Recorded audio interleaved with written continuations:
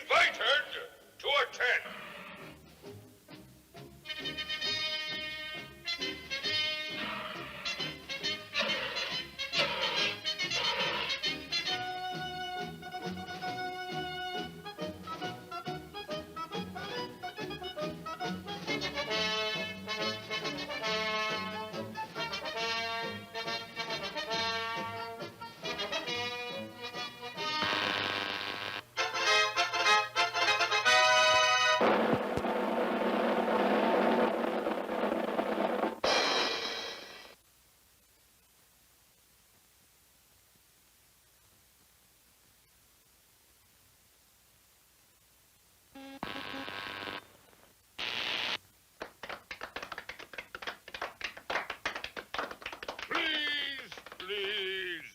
Thank you for this unsolicited testimonial. And now, by special permission of the Commander-in-Chief, me, here is Mars' first space explorer, Colonel Cosmic.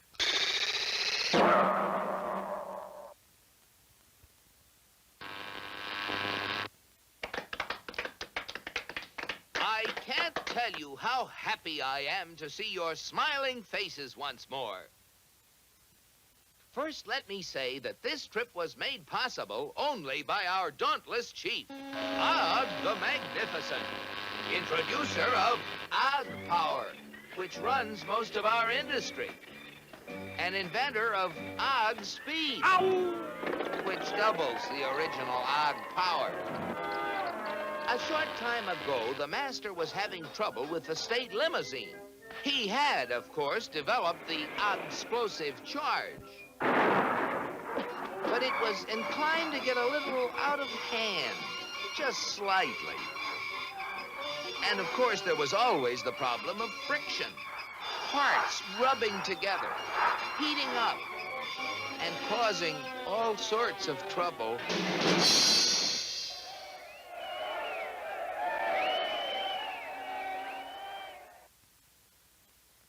But our leader was undaunted.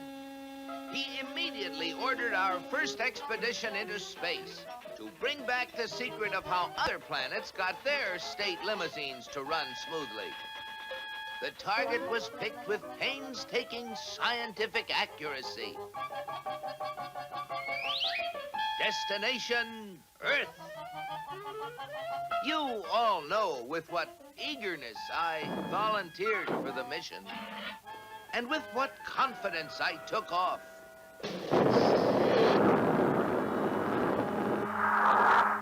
I took careful bearings and set out for my goal. It seemed no time till I was approaching a country of Earth called, the United States of America. I set her down like a feather.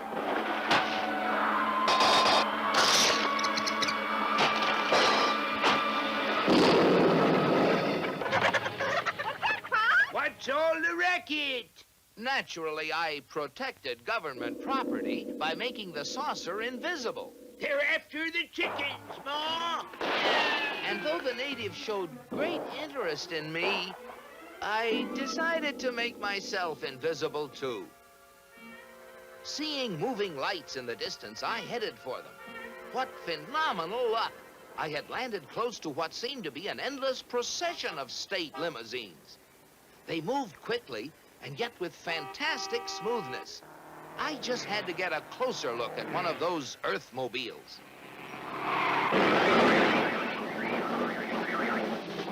Just as I thought. Not only smooth and efficient, but powerful as well. I watched them for hours. Great Ganymede, they were superb. I just couldn't help comparing them with ours, if you call that a comparison.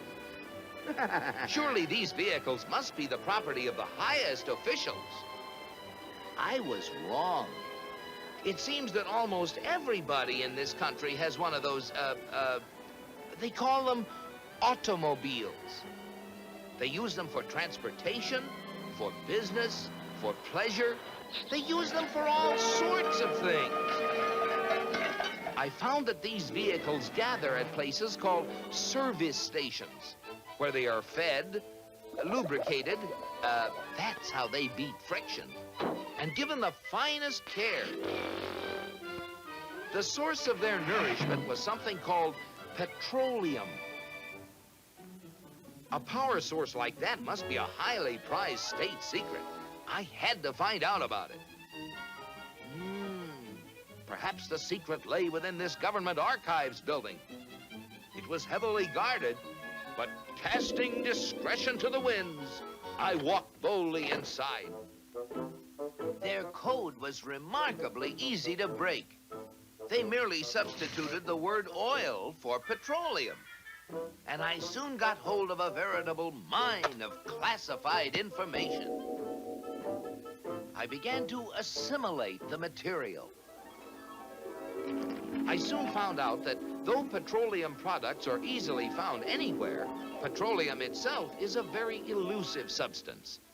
Experts have to search for it constantly in all the most likely and unlikely places with all kinds of scientific devices. When they figure they found a good spot, they drill a hole in the ground called an oil well, for almost all oil lies far beneath the surface of the earth. These wells go down thousands of feet and cost a lot of money to drill. But that's no guarantee that they're going to find oil. Matter of fact, in exploratory drilling, only 1 well in 9 finds any oil at all. Only 1 in 44 recovers enough oil to pay for itself. And only 1 in almost 1,000 makes a major discovery. Pretty big odds. Yet America's proved reserves, the oil supplies still underground, have kept increasing steadily.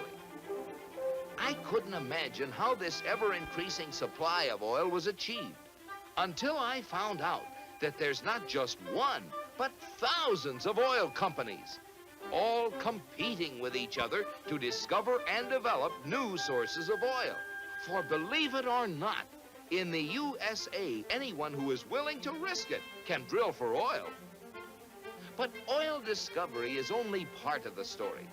Once they get oil out of the ground, it has to be moved through pipelines, on ships, or in tank cars to fantastic processing plants called refineries. Crude oil goes in, and great Jupiter, the things that come out. Gasoline, for example, the most efficient mobile power source on Earth. That was the stuff that powered all those cars and trucks. And asphalt, which makes smooth, durable roads. It seems that oil not only runs cars, it even gives them something to run on. Another oil product is the diesel fuel, which runs giant trains across the nation. In winter, fuel oil made from petroleum brings warmth and comfort to millions of homes. And still other fuels help defend America's shores and skies. From refineries also come the lubricating oils and greases that keep the wheels turning in America. But that still isn't all. Crude oil, like everything else, is made up of billions of tiny molecules. And using the magic of research, oil companies compete with each other in taking the petroleum molecule apart and rearranging it into, well, you name it, fabrics, toothbrushes, tires, insecticides, cosmetics, weed killers, a whole galaxy of things to make a better life on Earth.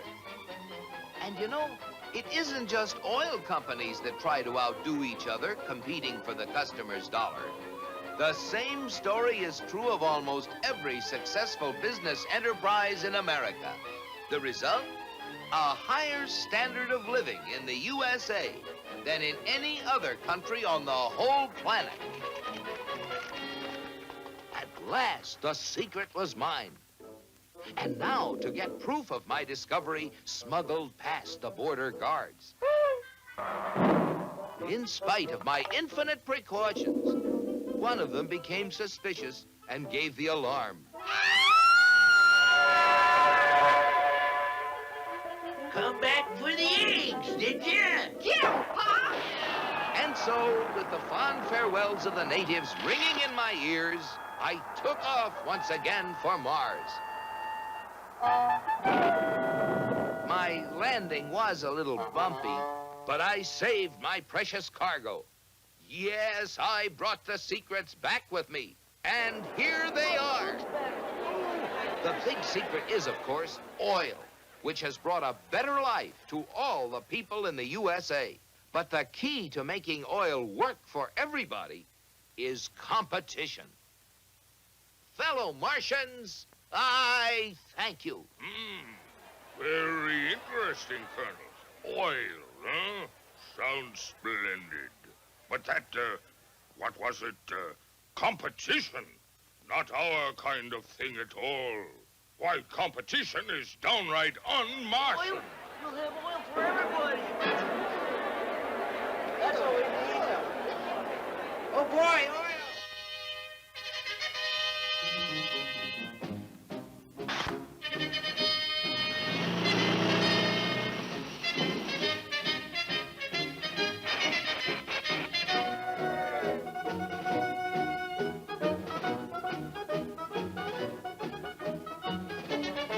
Look at them. You know what this means, Cosmic? You bet I do, Og. It means that you're through. So why don't you get lost? Yes, the real secret is not only a great source of energy, but also the freedom to make it work for everybody. And if you have both of these things, any goal is possible. It's Destination Unlimited.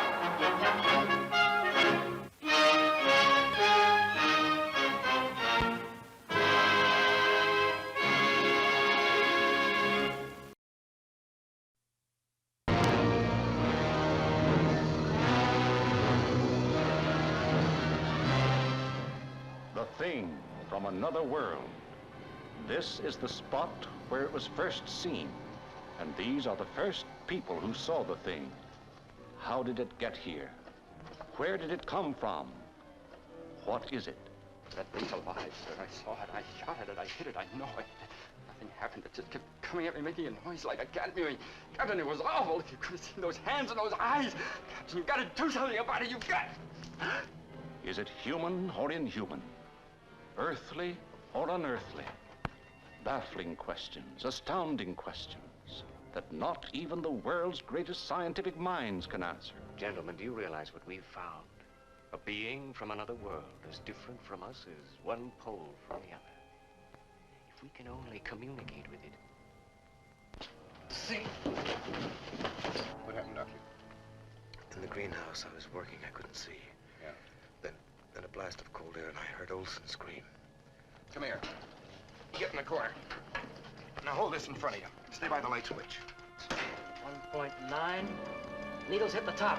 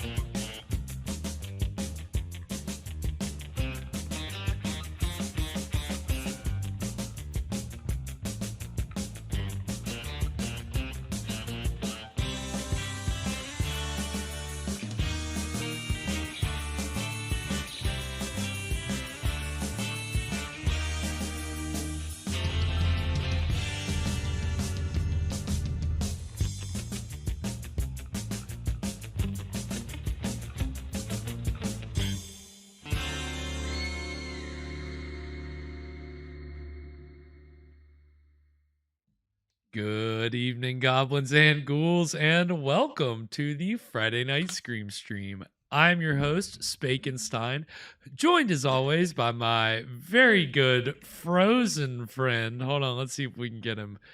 There he is. There is my very good friend, Mr. Evan Sink. Good evening. How are we doing this evening, Evan? I'm good. I was looking like a cryptid there for a second. Yeah, you were. You it's just like got the blur. Yeah, a blur. Like you were just caught in the middle of doing something dastardly. Really just minding your own business, walking through the woods, and then you just notice that there's some kind of eyes on you, and you realize you're being photographed at a very vulnerable moment.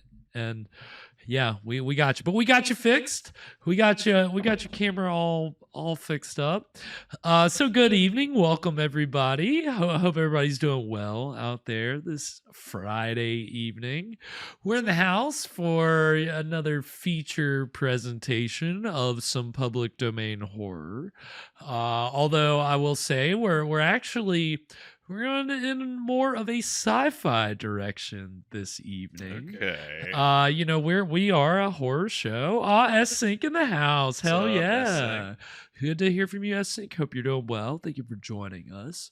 So I mean, we're a horror show, and obviously we are getting to primetime horror season with it officially feels like spooky season. There's a bit of a chill in the air. I went to the store today. All the candy's out. All the costumes are out. It's looking like fall. Well, you want to know actually how I really knew that today was the day that it's officially, I think it really is just officially fall. Is it? Is today the equinox? No, not in that sense. Okay. I just mean in the sense of just that season. We're already out of summer. We're in a new season. I was driving in the car today, and what do I hear on the radio? Get your tickets for the next Trans-Siberian Orchestra concert. I'm like, what the hell? We're not even in October yet. You're already giving me trying to sell me Christmas concert tickets. Yeah. I mean, it's forget about the Halloween creep. The Christmas creep. Beat it. It really, that's how I know it's officially the fall season, because if I'm already getting Christmas stuff, of course it's before I'm getting really anything Halloween. So that's how I know it's time for me to start watching as many spooky movies as I can, really celebrating this time of year. I might as well consider us to be fully in fall. So, I've been celebrating by watching, horror movies, especially on Fridays. I just have them going on the TV all day long. Classics. You know me. I like my classics. I walked into a giant octopus movie. Yeah. I had a little bit of giant octopus action going on when Evan showed up here at the studio. And that was... this is interesting. I hadn't seen... it came from Beneath the Sea before. And I didn't finish it, and I didn't see the beginning of it. I just caught the middle. That's always how it goes with me in these movies. But the movies that I had on today, they were horror, but really they were also more sci-fi. So the day was just kind of reading like more of a sci-fi day. So tonight's choice of film, I think, is perfect. Tonight we're watching the 1958 drive-in classic Night of the Blood Beast, and it is produced by none other than Gene and Roger Corman. Oh boy! So we got another Corman flick. We got another Corman flick. We got another Evan paused up here in the house. Why does that keep happening to you? What's going on here, Evan? You're scaring the camera. You need to cut it out. Okay, there we go. But yeah, we don't know if we had a Corman. We had a Corman film last season, and I should know that because it's got a lot in common with tonight's Corman film. Okay.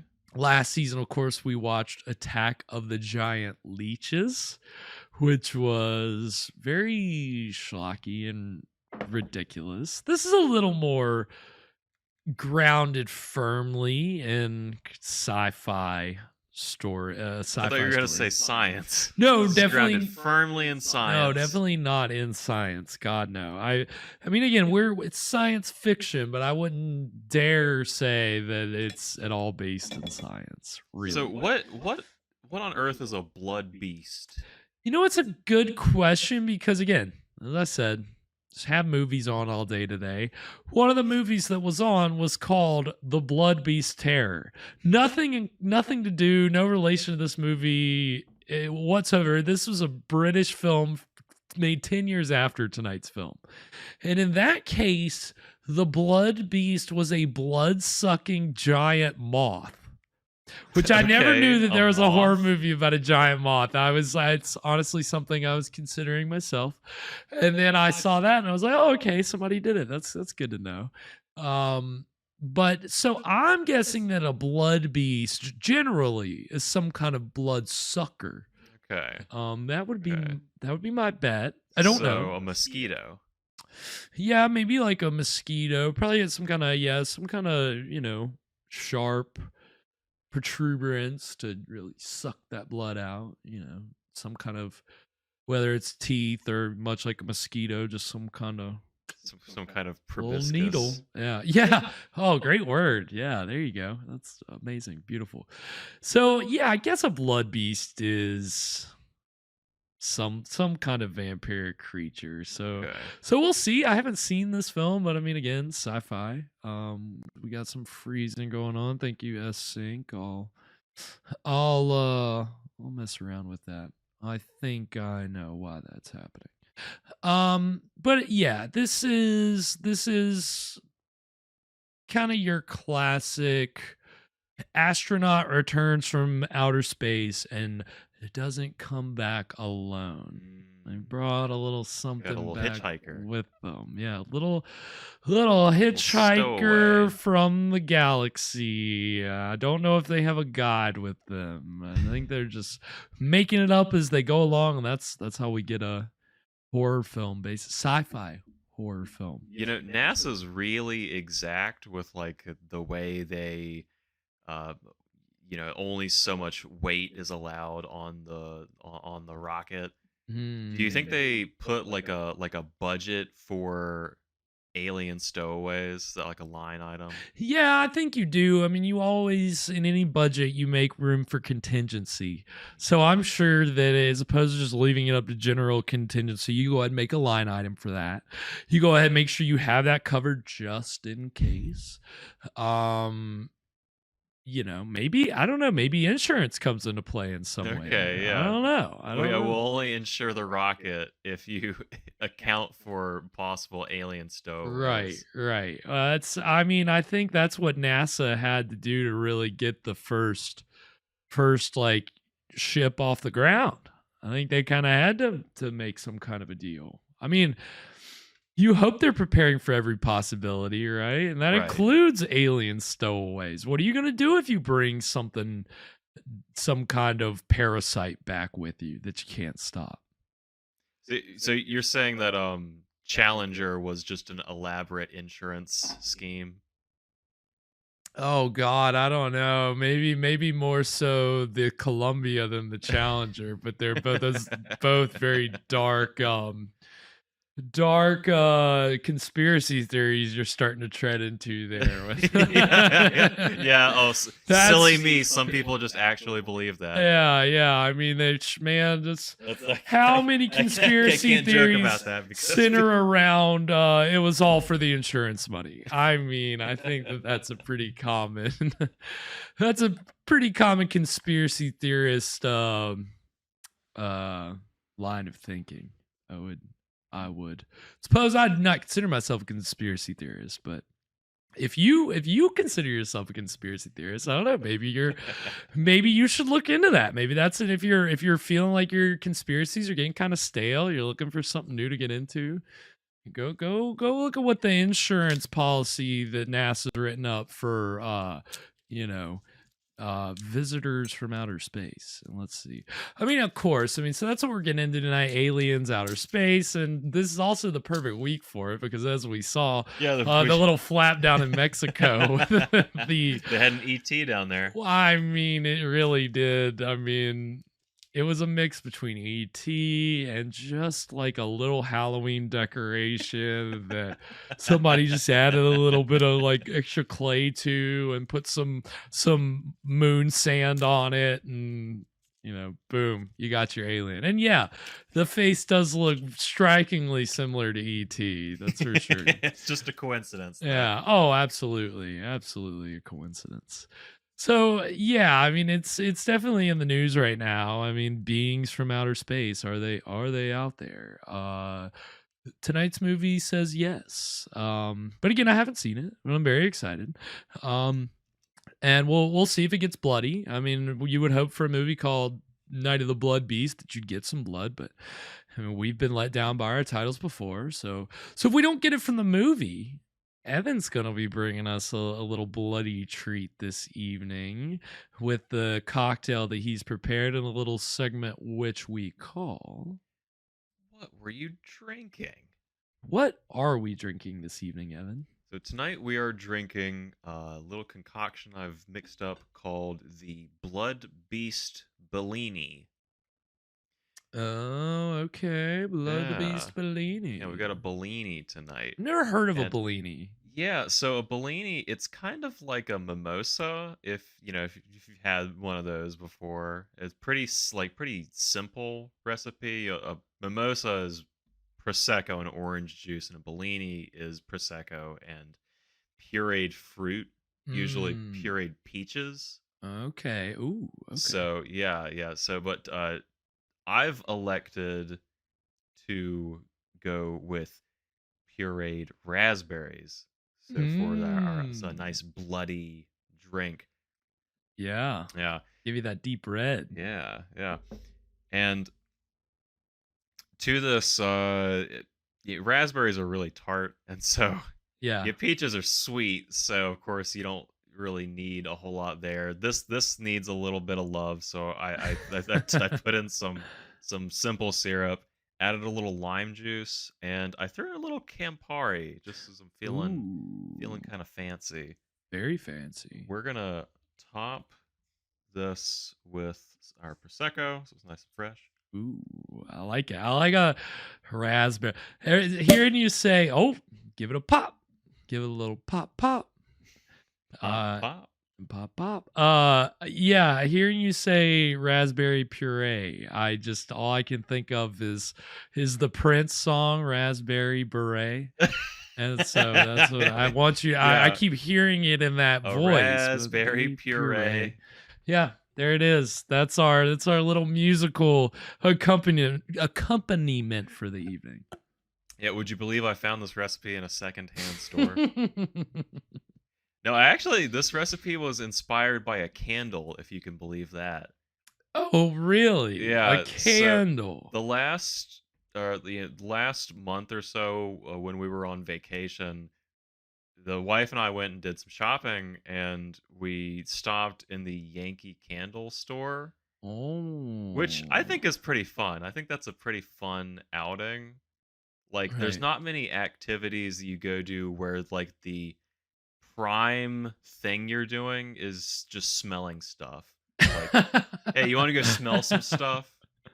Could be good. Could be some good smells. Yeah, we might enjoy it a little bit, getting a little whiff, little bit of fresh linens. Yeah, get some get the shirt fresh from the dryer. Right. Or like it's something abstract like midnight.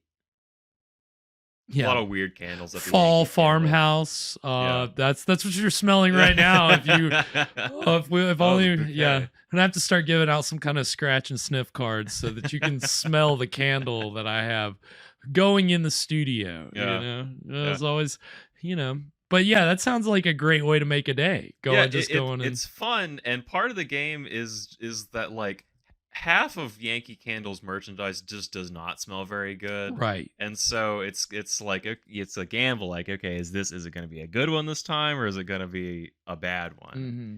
And we found some good ones, and so I've had this white strawberry Bellini candle kind of smelling up my house for the past month, and I'd never really had a Bellini. I think I'd heard of them before, but I had never really had an excuse to make one. But luckily, I do have a great excuse to make one, which is doing the show every Friday. Yeah, I mean, hey, if you ever, you don't ever need an excuse to drink when you got our show. I mean, we're here. I mean, that's what the show's for, right? Perfect. I'm glad that this show provided you that opportunity. Yeah, so we're gonna try this out. Very exciting. Prosecco poured up. Very nice, nice and bubbly. Getting a little bubbly tonight. I think that'll be interesting for sure. No ice in this, right? Well, the Prosecco's chilled, so it should be cold. Okay, good. Ooh. Okay, here we are. Looking very nice. Nice and bloody. Yeah, they're a nice red drink. It is. Yeah, it looks really good in your camera. I love that color red. That's the kind of red I like my fake blood. Like really not like blood at all, Right, Really yeah, like the bright red. as bright as you can get Monty Python. So red. Beautiful. Well, let's give this a shot. All right. This is the Blood Beast Bellini. Cheers. Cheers.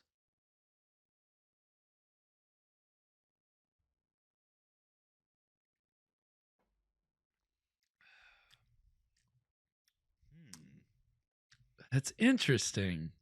Yeah. That's really interesting. The first thing I noticed before I even took a sip, it hit my nose, and I don't know what that was. I don't know if it was the raspberry or the prosecco. It was probably a mix of the both. The prosecco tickled my nose, and then the raspberry really just like grabbed on. But then the taste itself, you get the prosecco first, but then it's kind of the raspberries kind like of freshness to it. Yeah. Anytime you get I don't know if earthy is the right word. I think freshness is probably the better word. I think that works better. But I think that's the same thing we're noticing there. Yeah, it's like it's funny. It almost reminds me of like a craft beer. Craft IPA.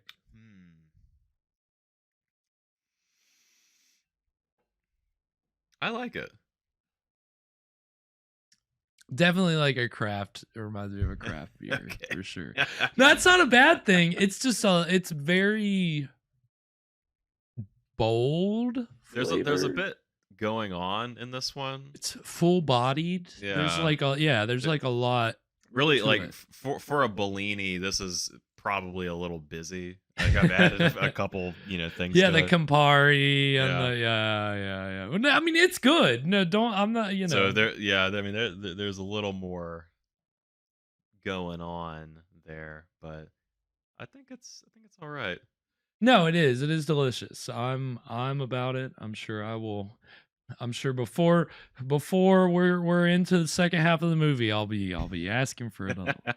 Well, we've got more raspberries. So. Well, I hope so. I hope you have plenty of raspberry puree. Yeah, no, it's the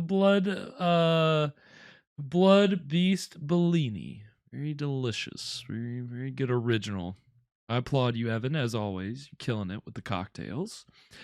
So we'll be enjoying the film with a little, okay, I was like trying to upload something to the socials, and I think it's kind of messing with the internet. So I'm just turning my phone off, and it'll just have to wait.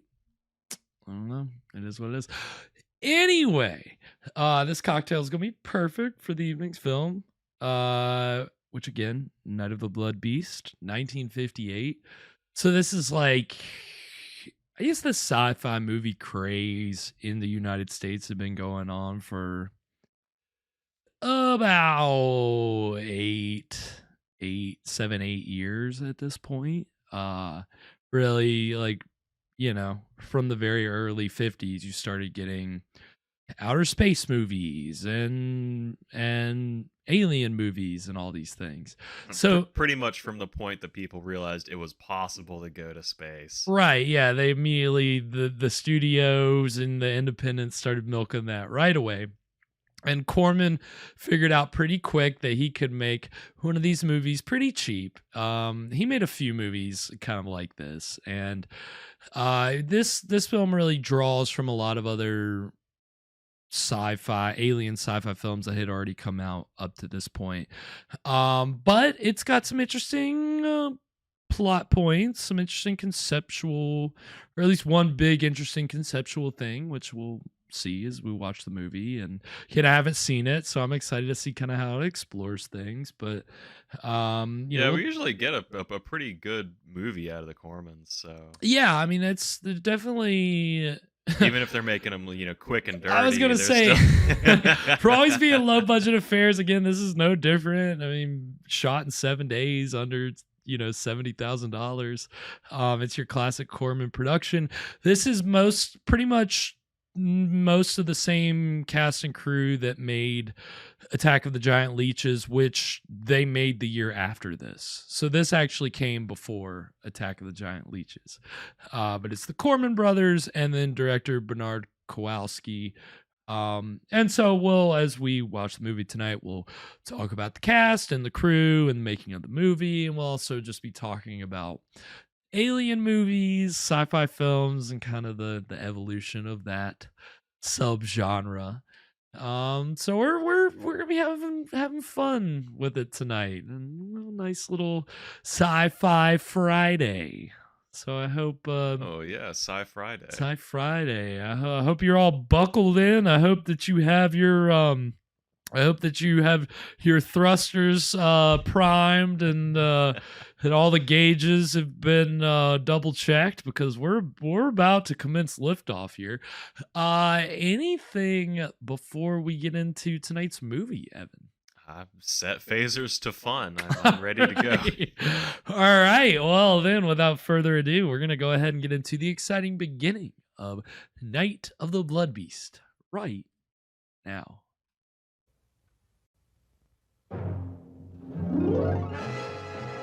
American International, of course, that was the company that distributed most of Corman's movies, and we've talked about them a lot. Big drive-in movie studio.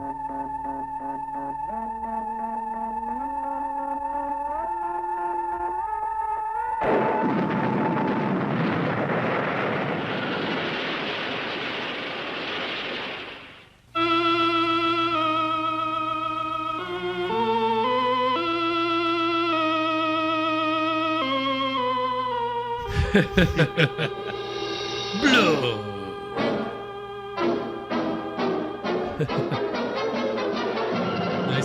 nice little cartoon rocket there. Yeah. Multi-stage. Look at that. Fancy. Maybe there is some science going on here. We'll talk all about Martin Varno this evening. He's got a very interesting story. The screenwriter of the film.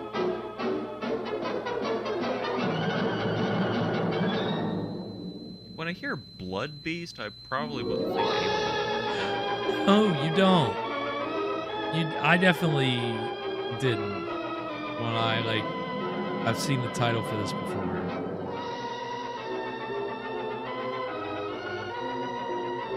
And he's more of a EP.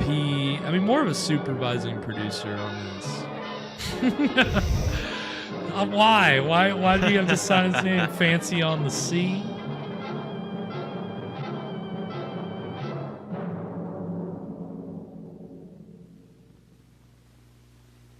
This is X-100 to Goldenrod. X-100 to Goldenrod. Do you read me? Over. Normal descent on instruments. Normal descent on instruments. Altitude 90,000 feet. Approaching critical velocity. Something's wrong. I'm falling too fast. Uh-oh. Goldenrod, I'm in trouble. The jets don't break my speed. I'm releasing the drag chute. The ship feels 500 pounds heavier. You're not shaking the set hard enough. I'm getting too close to the earth. How's he gonna get out of this one? Bail! There's nothing more I can do now. Oh my God. Estimate impact radius. 10 miles northeast your location. Black box recorders look a little In case different. recorders damage, get this. Velocity 6,700 miles. Weight ratio 1 to 87. Thrust 220 tons. Oh shit.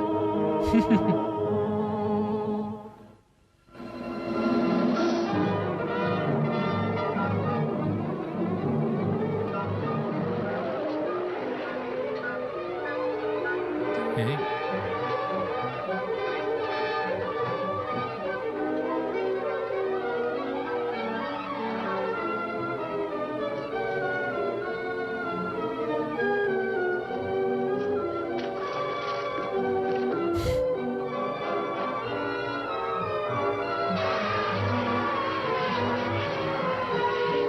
It didn't seem like a very big puddle. It seemed like you could have just jumped over that. Probably got some jet fuel or rocket fuel in it or something. Sometimes when you see a good puddle, you just have to jump in it.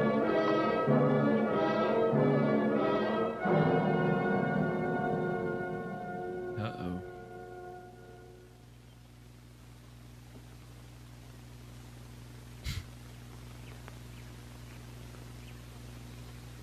R.I.P. Major Tom. Yep.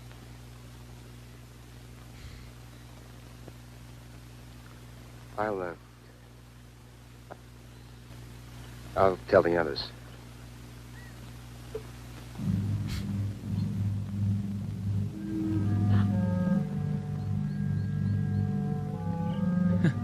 Snap. God, she's very tactless, just taking a picture of this dead body. Who does she work for? The National Enquirer?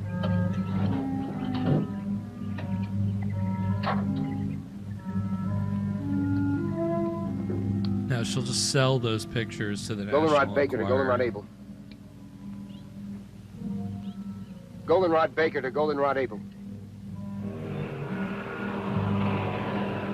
Oh, the roads Goldenrod of Baker to Goldenrod California make me sick just looking at them like that. Oh, Goldenrod Baker to driving- Goldenrod oh. Able.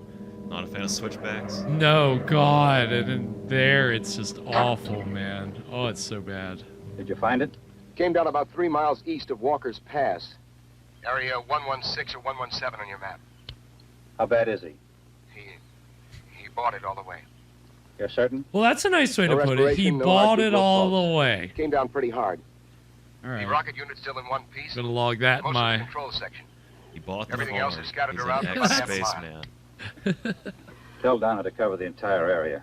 Canaveral will want all the visual data we can give them. Oh, and don't move anything till we get there. Goldenrod Baker out. Canaveral. Houston. Yeah, I'm looking for Houston. We Terrible, have sorry, an we have a issue that may Dead require. spaceman. But we can't let it interfere with the work we have to do. You both knew it was a calculated risk. Dang. I'll be all right, Doctor. Well, let's get going. You done crying about it? You gotta hit the road. We're just stopped here in the middle of it.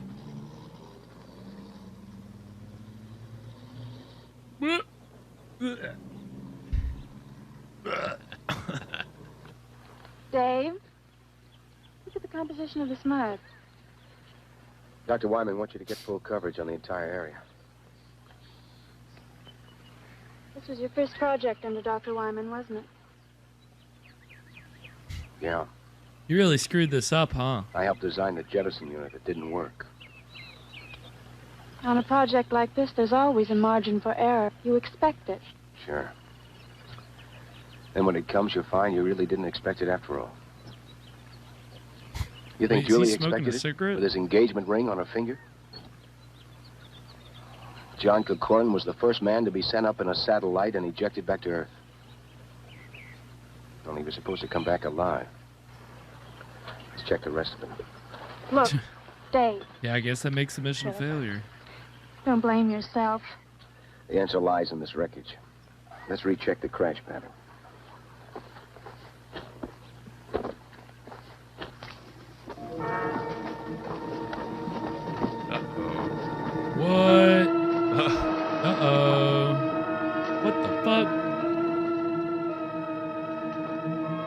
Looks like some kind of he got some kind of space moss on his ship.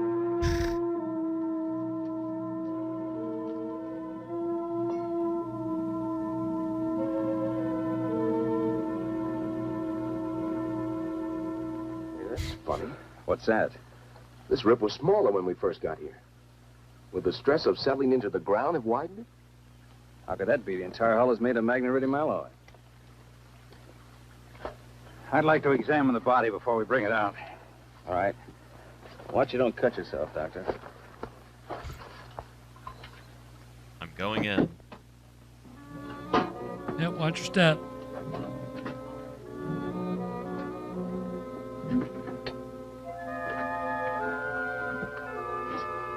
He's not dead. He's just sleeping. You don't know how to check a pulse at all, do you? Well, I'm not a doctor. Dr. Benson, come here quickly. Bring my bag.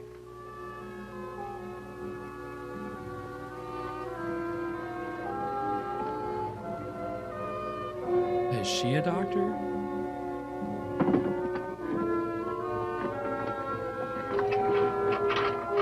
Not that there's anything wrong with that.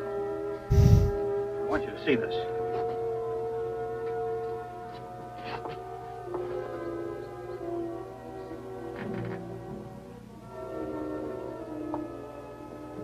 How long would you say he's been dead? It's been at least 3 hours since the crash. Over 3 hours and no Okay, sign of body Einstein. rigidity. We all knew that. No skin discoloration. Temperature feels normal. No dilation whatsoever. The cause of death must be due to an internal rupture. I've never seen an internally damaged body with no sign of rigor mortis after so long. Let's get him back to the lab so we can I call that continue the new examination. metal band name. Now I can't remember what she said. It's pretty convenient that him Help not Dr. having Wyman. He wants to take John back to the lab. looking like he's dead just means they didn't have to Dave, make up on the actor. Get a blanket. That's true. That would have been a perfect opportunity for some blood.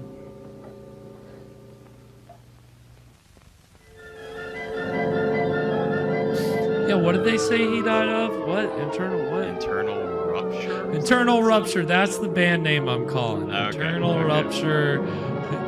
Well, I'll manage a band called Internal Rupture and another band called Submerged Obstruction. That's my There we other go. metal band name. How about Crash Pattern? Ooh, I like that. Crash Pattern. That's good. That's a good, yeah. Yeah, this movie's just brimming with band names. Who would have thunk it? Whoa.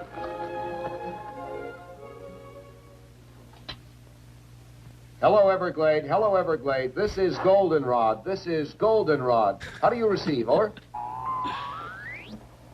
Aren't they receiving us? That's not the question. Are we transmitting? They don't receive anything from us. They won't try and reach us until the frequency check at 9 o'clock.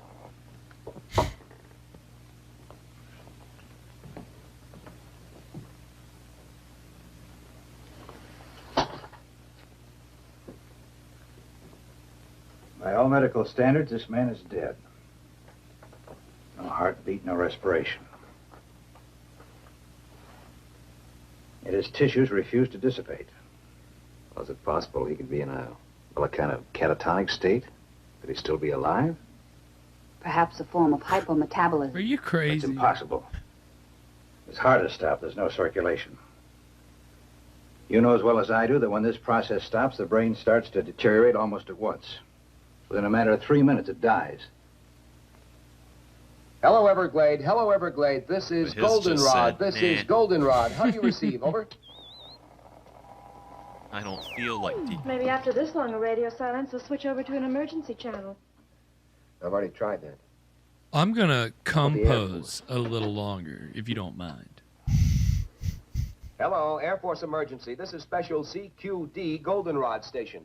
How do you receive? Over.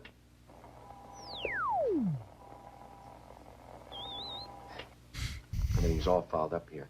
I couldn't receive the spot weather report on this. All fouled Are you up. sure it's You not know what he your wanted set? to say. No, I've already checked everything. All Will you go out and ask Steve? It's on your fucked up. That's what Hello, Everglade. Hello, the Everglade. F This in is snafu Goldenrod. stands This for. is Goldenrod. Do you receive? Did you Over? know that? Yeah, what is that again? Situation. Either normal or nominal. All fucked up. Or all fouled up. What is it? It's not a lesion. It's more like something had been forced through the tissue into high pressure. Ugh. Steve, the radio still won't work. Dave wants to see you. Okay. I'll bet they're going nuts at the Cape. Get that radio working, Steve. We're going to need assistance.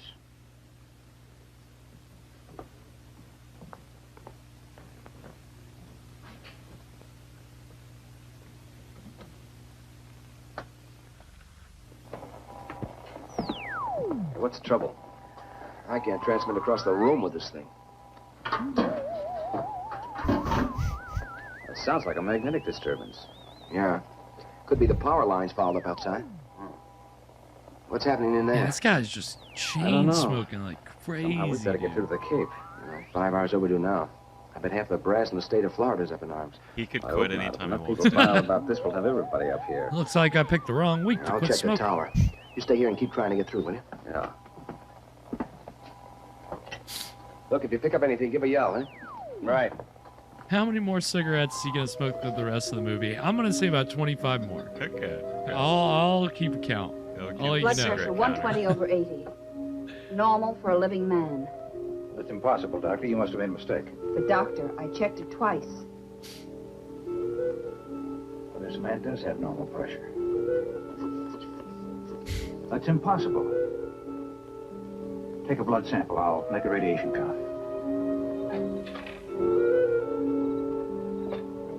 The hell?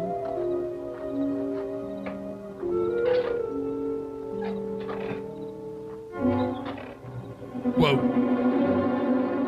Golly. Well, guess better go up and nah, that's way too high. I'm not gonna. Goldenrod to Everglade. Goldenrod to Everglade. Come in, Everglade. Over.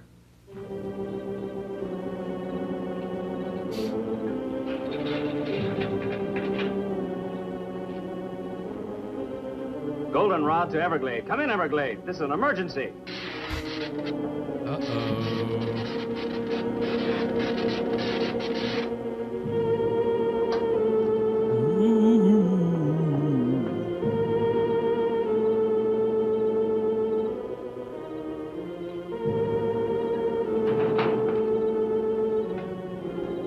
Better lock it down, bro. Lock it down tight.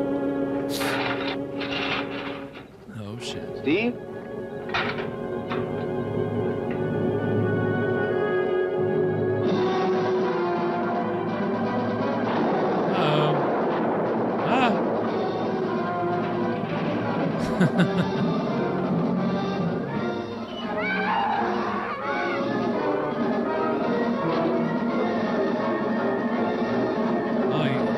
He's okay. Yeah. What happened? Something hit me. It was big like a bear. It came from out of the darkness and was heading for the land. Bears in this part of Los I Angeles. know I put a couple of shots in it before I went down. Wounded animal that large isn't good. How well are we armed? Well, besides these pistols, we've got a couple of rifles. I think it headed toward the back of the building. Dave, are you sure you're all right? Yeah, it just clipped me. It's inside.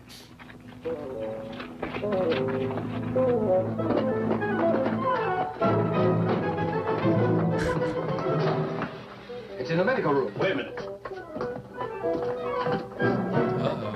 Yeah. Arm up. Meet fools.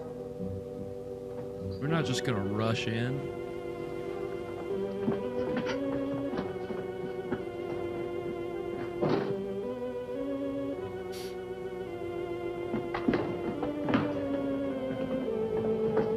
the window. Down to get the other lanterns. Did it get to him? No. What do you think it was? Well, this didn't come off any bear. Bring the light over here, will you?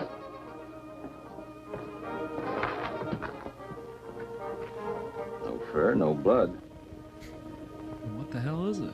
Very much like leather. Is the power out completely? Yes, it is. You have any idea what caused it? Could be a break in the cable at the dam or a short circuit in one of the transformers. Dave, are you sure the building was thoroughly checked? Are the wiring and fuses all right? I went over everything thoroughly. I checked everything. I'll check again. I can make him look again. Nothing's wrong here. Like I said, it's probably the disturbance up at the dam. Well, Steve needs some help boarding the window. And that is going to take us to our first break. So, what do we think so far, Evan? Okay, so we've got a leather alien? Some kind of leathery, it's not blood, it's not flesh, it's not hair, it's leather. Yeah, yeah. It's not blood from our blood beast. Yeah, that which is kind of a little underwhelming, but we've had a lot happening so far. We have, yeah. We've had a crash landing, an investigation. Dead guy. Dead guy. Guy. Yeah, that's kind of interesting. I actually kind of like that. This it just doesn't make sense that this guy is like he's dead, but he's not. Ooh, what's happening? Yeah, it's a nice little I guess kind of plot device having. Yeah, of course you've got this alien monster loose out there, but then you've got this whole other like thing with this body. I don't want to say that it's like a MacGuffin, but it's kind of like a, Hitchcock had that thing in the MacGuffin where it's like a plot device, something that's integral to the plot, but like it keeps it moving along, but like you could go for a long time without really like asking questions about it, or like it's kind of like, it doesn't really matter until it needs to matter. So I don't know. It's interesting here. You got these two things playing off of each other, and it's already kind of laying siege on this station wherever they're at. Yeah, you know what this reminds me of? The Thing. Yeah, which, of course, coming in to this from our pre-roll, we saw a trailer for the original version of The Thing, which was titled The Thing from Another World, and that came out in 1951. And of course, it was adapted in the 80s by John Carpenter, and then there was a prequel to that came out like over 10 years ago, I think, maybe a little less than 10 years ago. So The Thing, like the original version of it that came out in the 50s, was really influential, really, really popular science fiction film. And it did inspire this movie, obviously. Okay. It did. The screen so that's the screenwriter said that it was more coincidental than anything else, but it depends on what you believe from the screenwriter, because we've got some very interesting information about this movie, and it comes from the screenwriter and some of the stuff that he went through in the making of this movie. It's a really interesting story. So again, as we've talked about, this was produced by the Cormans, Roger and Jean, Roger, obviously, who was known for being able to make these movies, science fiction, horror, juvenile delinquent, gangster movies. He could make anything, a war movie, in 7 days on a, budget of $50,000 or less. He was just really good at being able to crank out these movies. But I mean, obviously, he wasn't paying people a lot, and obviously not using union anything, I mean, he just had a really particular way of being able to get these movies done. But that didn't always rub people the right way. So in this case, basically, the Cormans knew they wanted to make a sci-fi movie, so they reached out to this sci-fi screenwriter who would go on to write episodes of Star Trek and Twilight Zone and other stuff, but he wasn't available. And so he recommended a friend of his who was this 21-year-old 21-year-old named Martin Varno. And this was the first screenplay that he ever wrote. Of course it was. He's 21. He's 21. Turns out to be the only screenplay that he ever wrote. Okay. But yeah, he was 21 years old and he was a friend of this other screenwriter. So he got recommended to the Cormans. He met with them and the Cormans basically gave him a rough idea of the story. What kind of move is it to like, hey, I've got a friend, I know a guy, he's some kid. You hand them off to see. The other thing that may have helped Martin Varno was the fact that his father was a working, or at least had been a working character actor in Hollywood. And his father was, his father was Roland Varno. The name may not sound familiar, but we would recognize him as young Ward Van E in Scared to Death. He's the son of the doctor who's married to the paranoid woman who's being scared to death. So he was in that. He was in another Bela Lugosi horror film called Return of the Vampire. So Roland Varno, he had done some bit parts. Nothing. He wasn't an acclaimed actor by any means, but I'm sure that it helped his son kind of to say, well, I understand the business. My father's in the business. I know how, and that's what he met with the Cormans was like, look, like, I understand, like, I can't write a scene with like 50,000 extras. Like, I understand, he met with them and I guess was able to show that he was competent enough for a 21-year-old that he could write the script. And, so he went off and it took him about 6 weeks and he wrote a script which was titled, let's see, it was originally titled Creature from Galaxy 17. And so he turned it into the Cormans and again, they were able to produce it in about 7 days and Varno was there for, I don't know if he was there for the whole production, but he was there for some of the production. And basically, he got really pissed off during this time. Oh no! Because, and this is kind of what the Cormans were known to do. They paid him below scale. They changed the title. They changed dialogue. They changed story elements without consulting Varno or talking to him about any of these changes that they wanted to make.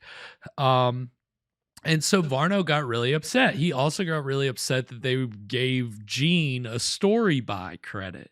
He's like, this was all me. Gene didn't help, blah, blah, blah. But it was interesting that he would say that because he did have uncredited help from 2 other screenwriters. One of them was the guy who couldn't write the script, who recommended him for the job.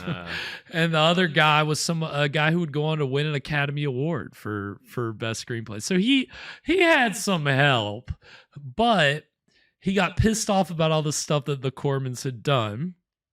And he got mad and kind of walked off. And he decided, somebody talked to him and was like, well, you should do something about it. He's like, you know what? I will.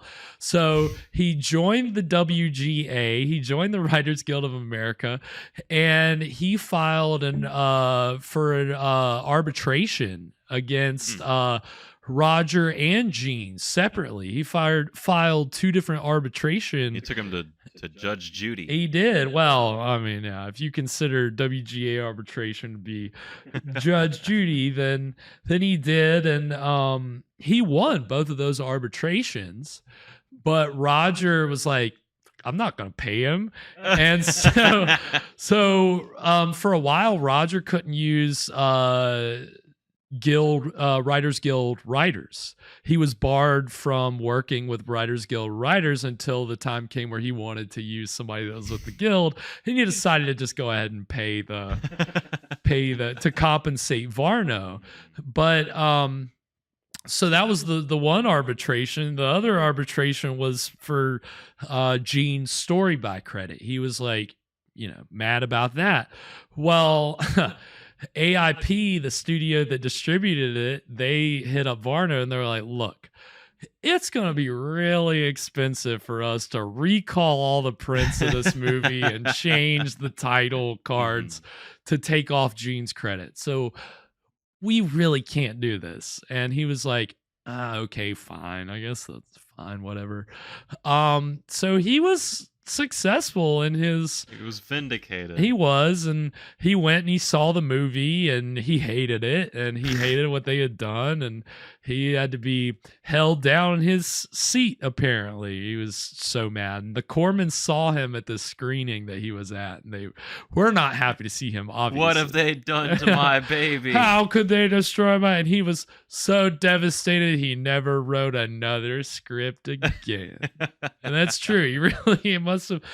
Either it was a really bad experience and it soured him on the whole thing, or, and this is my theory, he kind of got blackballed. Like he didn't get another opportunity to ever write again.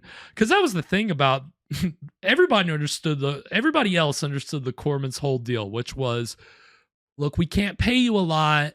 We can't even pay you scale.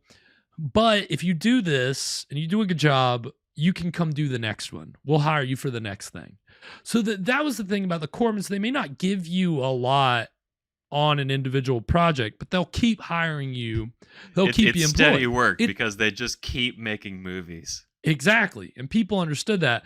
Varno did not understand that whole concept. So this was the only film that he ever wrote. Is there any information on like what the original vision might have looked like?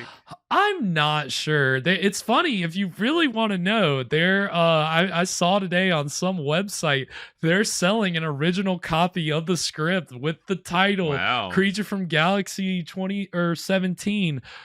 It's like, if you have $550 to blow, then I've got to know. You can go and find out exactly what they changed.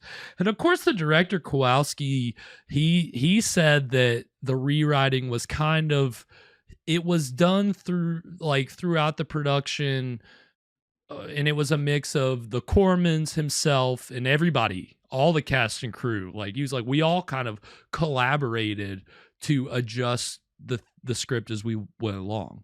So the director kind of had a little bit more of a, what I think is a realistic kind of, I mean, that's just what happens, you know? I mean, I can speak from experience on the very first Big Short that I did. The writer was not happy about changes that were made and things that he was not consulted about. But we all understood that's just sometimes when you're making a movie, you just kind of, you have to make some adjustments. Sometimes you just have to make some decisions. Especially when you have no money. Like, obviously, the Cormans really did. But Varno, he kind of jumped around in the movie industry after this. Obviously not in screenwriting, but he did different things. So those are the two of the trailers that we're gonna see for our break, or other films that Varno worked on. The first was a film called Nightmare and Wax, and he was a makeup artist. I don't think he was the makeup guy, but he was one of the makeup people on the movie. So it's a completely different kind of field from writing. And then completely jumping to the next thing from that, he was the sound editor on a 1973 slasher movie called The Severed Arm. So that's the other trailer we're going to see. So he has a couple credits for both positions, but it's weird that you go from screenwriting to kind of jumping around between makeup and sound design. Or sound editing. So, he really kind of took a hard turn. Yeah, just got his hands in a lot of different things. He did, yeah. It's just, I mean, he knew he wanted to be in the business. He just couldn't really figure out what, I mean, again, I guess if you're somebody who's really possessive over your work, being a sound editor is great, because like nobody else wants to take the fucking time to have to go through it. The director, especially in a big like Hollywood or even indie sense on a big feature film, directors don't have the time to be doing that, and so nobody's gonna like lord over your shoulder. They may have some notes about some sounds here, sounds there, but you're the master of the domain when you're basically the sound director. So maybe he liked having the control. I don't know. But an interesting, I had read all this, like I'd come across this Wikipedia page and read about this guy and just thought it was so interesting that the son of the guy from Scared to Death wrote the screenplay and got into it with the Cormans. They're all connected. Yeah, that's our show, and that's Hollywood, baby. It's all connected. So we're gonna these two Martin Varno trailers, and then when we come back, we'll get into the exciting middle of Night of the Blood Beast. So stick around. We'll be right back. Remarkable, aren't they? So natural, so real, seemingly alive. I'll let you in on a little secret. Some of them are alive. Zombies, frozen in a theater of terror. People puppets, acting on the cues of a madman. Ralph, Leslie, only move, breathe, move, walk, follow me. Nightmare in Wax. It started with an accident.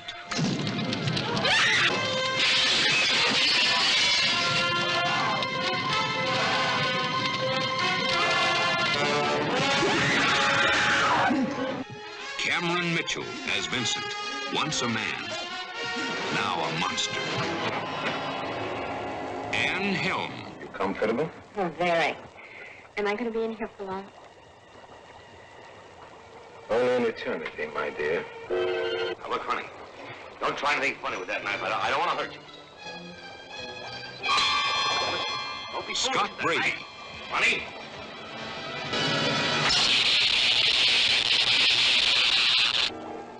Observe the preparation of victims about to join Vincent's demonic legion of the walking dead. Back up.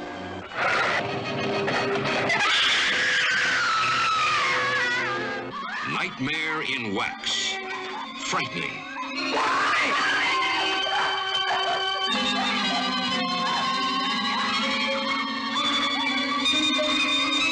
Diabolical.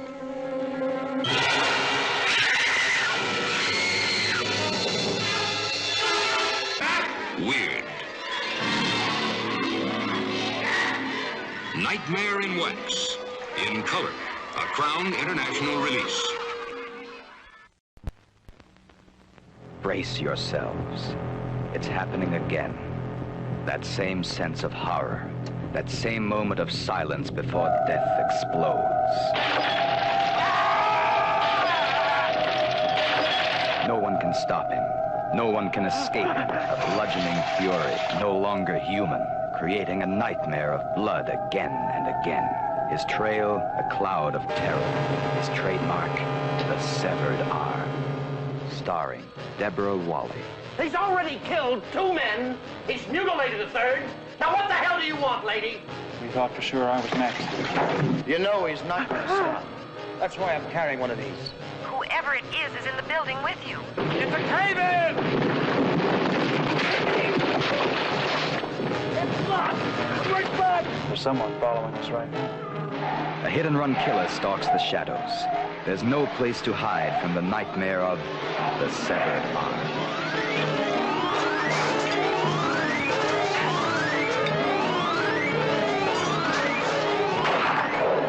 Let me! Get away from me! Get away from me! I'm sorry, kid.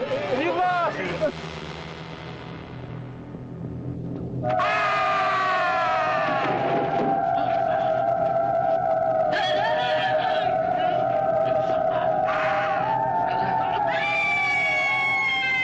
There's a lot to scream about in The Severed Arm. I'll give you something to scream about. So we are back. So Those are some good screams. Yeah. Don't you love a good? I mean, anytime you see an axe flying like that, you just got to give a good, really like guttural, terrified scream. I mean, it's Nice just shriek. natural, very natural shriek. It's just kind of like just comes out of you like butter.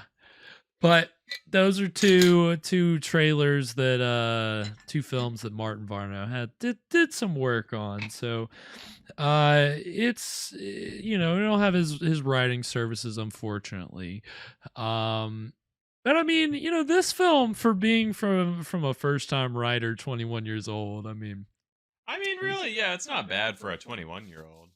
And I mean, again, obviously there was some workshopping going on. Everybody kind of, I'm sure made it better than what was on the page because it was from a 21-year-old. They're all like, okay, let's kind of, I mean, again, there was all of the people involved here were relatively young.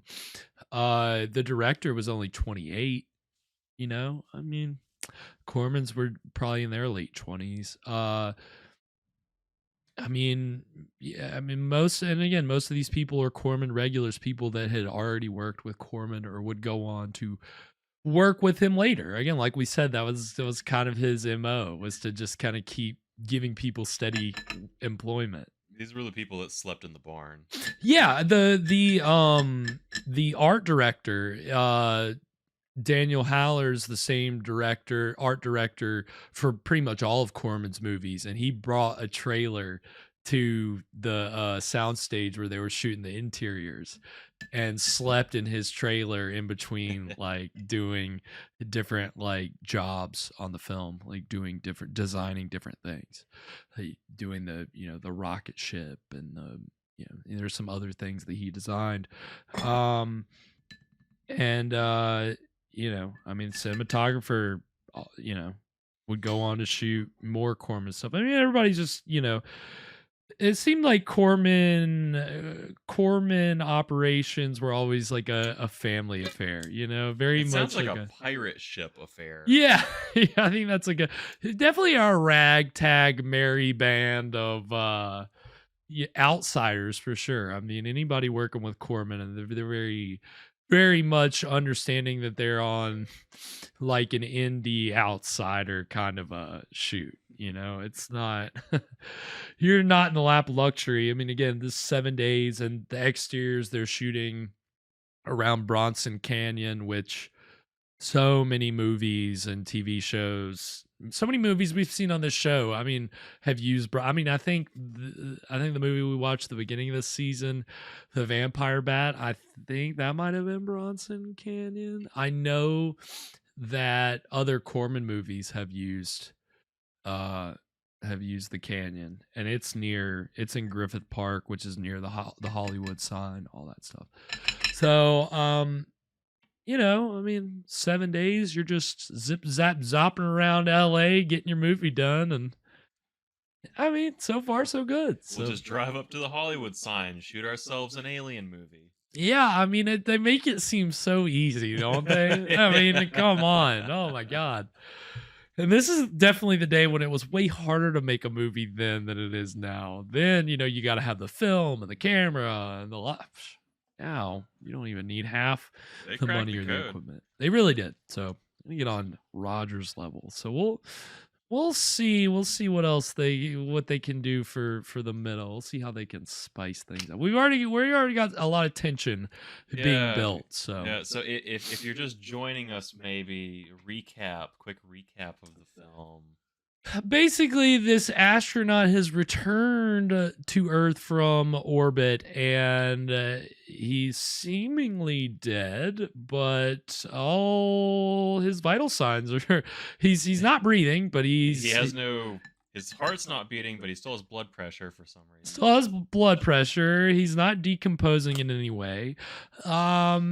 And so while they're trying to figure out what's going on with this body, there's also something attacking the station, which they're working out of. Some kind of creature, which seems to have hitched a ride on the rocket ship back to Earth.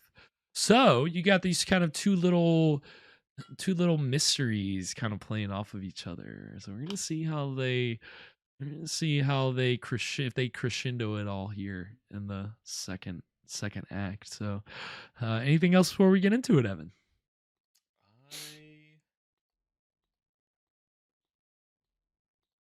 I'm still trying to think about something something leather monster.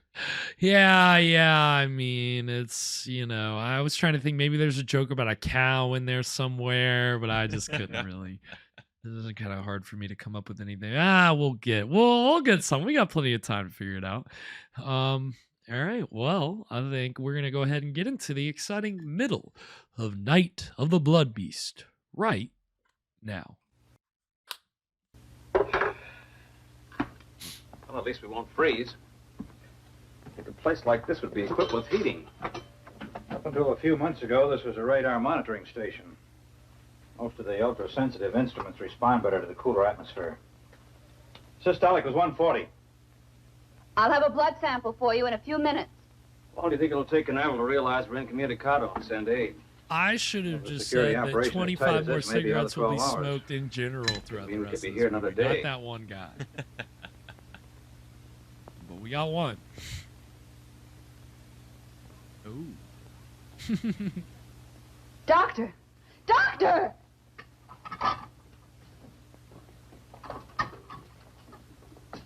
I've never seen anything quite like it.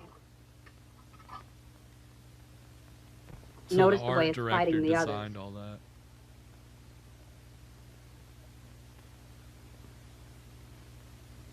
"7 hours and his blood is still alive."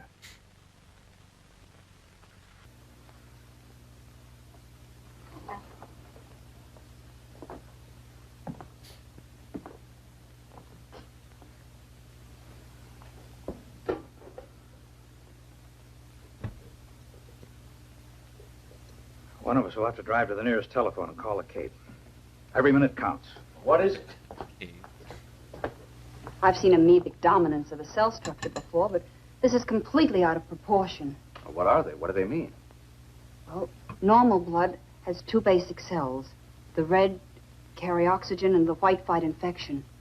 But this blood has 3.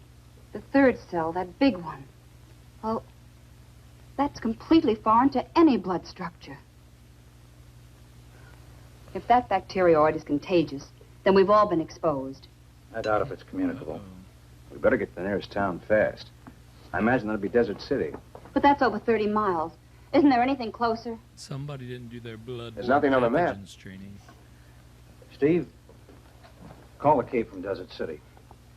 Get in touch with Dr. Zimmerman. Don't go into detail. Just tell him to get here as quickly as he can.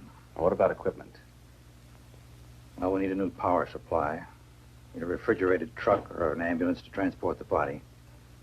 Oh, and tell him to request priority clearance directly to Walter Reed Hospital in Washington. Right. I'll be back as soon as I can. Keep checking the blood pressure, Doctor. The last count was 140 over 80. Well, Is that's that all we can do good? at I don't present. know blood pressure. Pretty good.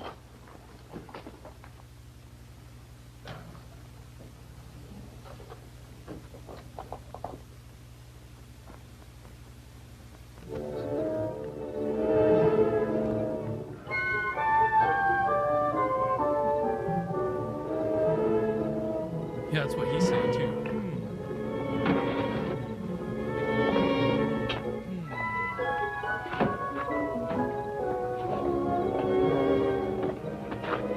Any luck with the Jeep? I can't figure it out. Cars in both the truck and the Jeep are burnt out.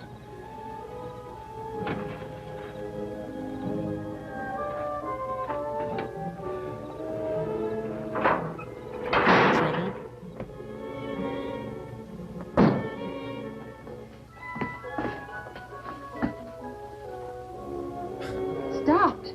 They're both stopped. Time has stopped. We can do anything we want. No rules.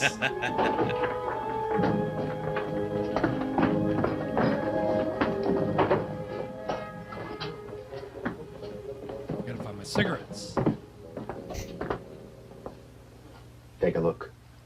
When my watch We're in a stops, magnetic that force means field. it's time for a cigarette. A net of static electricity is surrounding the entire area. That's why our power's dead. Well, we're not going anywhere tonight. The truck and the Jeep are burned out electrically. What would cause a thing like that? There's a very powerful magnetic source somewhere nearby. It's reversing all positive electrical power. Dr. Wyman, how close is the satellite compartment? 2, maybe 3 miles. I was just thinking, is it possible that the compartment could be bombarded with electron particles? It could be. It's happened before. In some of the earlier snark firings to the Cape. Bombarded compartment? The missiles came back to Earth. They were pretty heavily magnetized. But there's a mountain range between us and the compartment. Yeah, there doesn't seem to be any logic behind any of this. Well, here's something to complicate things even more. This was a shot I took when Dave and I first got out there. Look at it closely. Dave, remember I mentioned the strange mud? Yes? Well, this was the last shot taken. Most of the mud has disappeared, and the opening is larger. Yes, I remember that when we took John out of the compartment. But at the time, it didn't seem important. Well, someone or something must have been there.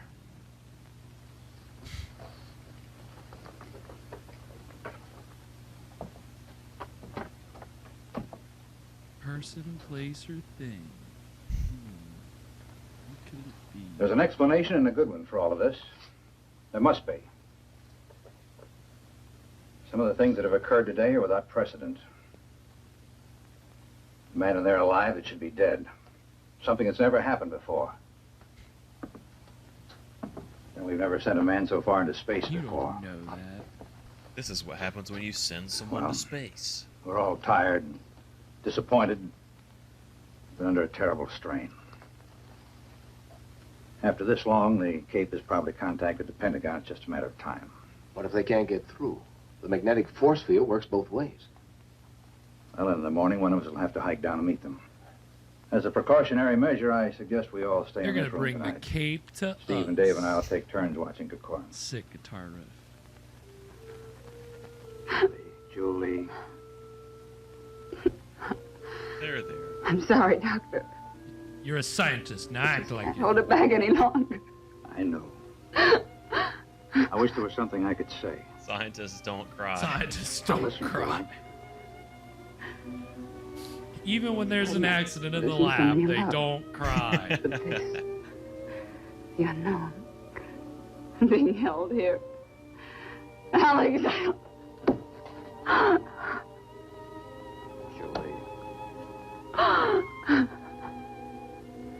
Julie, he alone stood on the threshold of our future. What happened to him today, we may learn more than we've ever known. He did it for science. Maybe I should just listen. Yeah, me. We're gone, Bruce. Good idea. He's dead. But is he dead? Yeah, that would be fucking rough. Is he dead or is he not dead? I can't deal with this. Scientists, the more we learn, the more we realize there is to learn. Life itself is the greatest miracle. Well, when we get him to the hospital tomorrow, maybe we'll know. Other than petroleum, that is. Yeah, oh, of course. Don't forget. And competition. Good night, Doctor. Good night, Julie.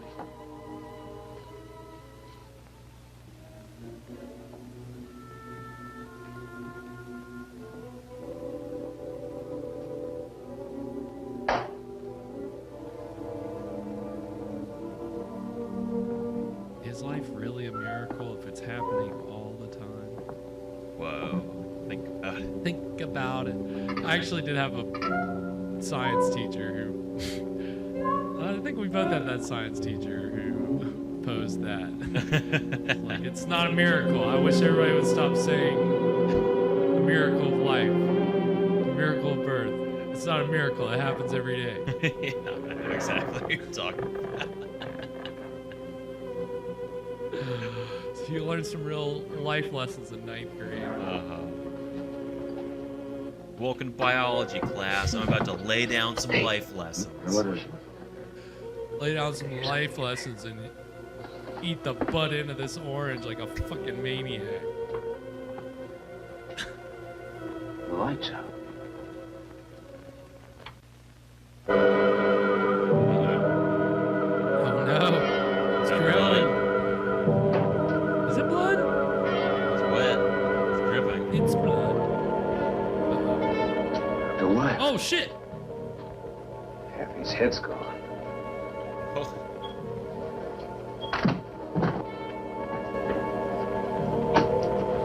Dr. Wyman! What Damn. There's nothing what you could can have do. done this? Some kind of blood beast? Man, this escalated quickly. Must have taken the body. Whatever it is, it works fast. Let's take him down. Here in outer space, life moves pretty fast. Oh my god.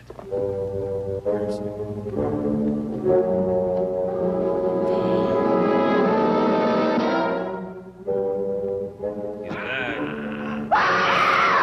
I love it. That was good. Wait, what are they? Why are they just kind of standing there?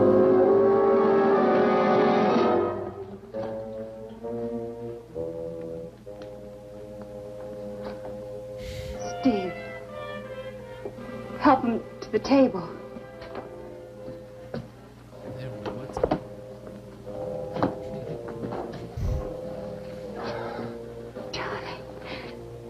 Johnny, you're all right. Oh, Julie. I don't know. I think so. Where's Dr. Wyman? Yeah, about that. Suppose you tell us what happened. Julie, what happened to Dr. Wyman? He's dead. Why are you staring at me? It wasn't me. You don't think that I had anything to do with it? John, we're just as confused as you are. Did you see anything? Was there anybody in the room with you and Dr. Wyman? I don't know. Last thing I remember, I was making my descent. The jets didn't take hold. When I finally released the drag chute, it didn't hold. I was too close to the ground. You crashed. We brought you here. You don't remember? I seemed to be floating in a warm, black mist. Oh, my head. My neck. Oh, no. Look at that. The same mark. The blood beast. Bump.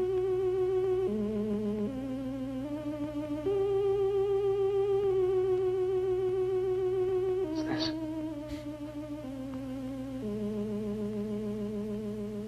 Tell me what's happening. Johnny, What is this? you don't understand. We thought you were dead. Dead? What do you mean, dead? When we pulled you out of the compartment, your body had completely ceased to function. Except for blood pressure. A hypometabolistic state. A type of suspended animation brought on by the contraction of the mesenteric blood vessels in the pressure change of landing. That kind of terminology I'd expected from Dr. Wyman, not from you. Well, it seemed like the natural diagnosis. From Dr. Wyman, yes. In some way, I think Dr. Wyman is influencing me. I think he may be a part of me now. What? That's a weird thing to say. I don't understand. You've got to help me. Help me. Fantastic. It's unbelievable. Things like this just don't happen. But it has I happened. mean, you did send this guy to space. That hasn't happened before. So that's just the world we're living in now, pal. You guys have opened the door here, obviously.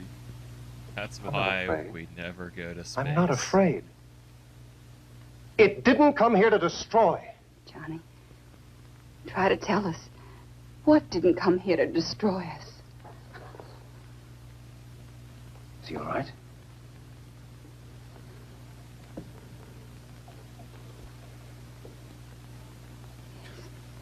Yes.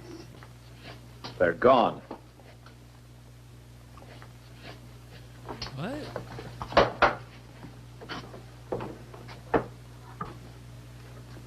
What are you talking about? Come see for yourself.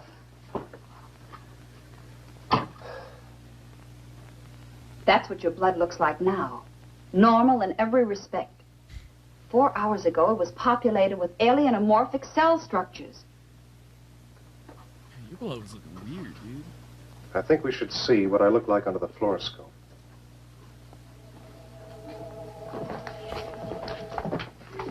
How will it work with the power out? It operates on a radium cathode tube. What the? Whoa. Fuck? What are they? The amorphic cell structures have expanded to... They're using his body for breeding ground. You're not going to harm them, are you? What do you mean? I don't even know what they are. They're my babies. The one thing we do know is that they're alien to the human body. Congratulations. Somehow they must have come down with you in the compartment. Only a few hours ago, they were microscopic. We've got to do something. If you destroy them, you destroy me.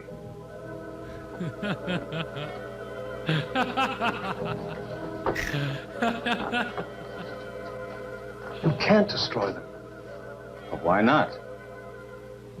That's why not.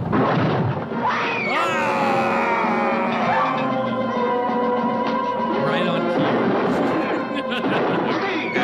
Shoot him on!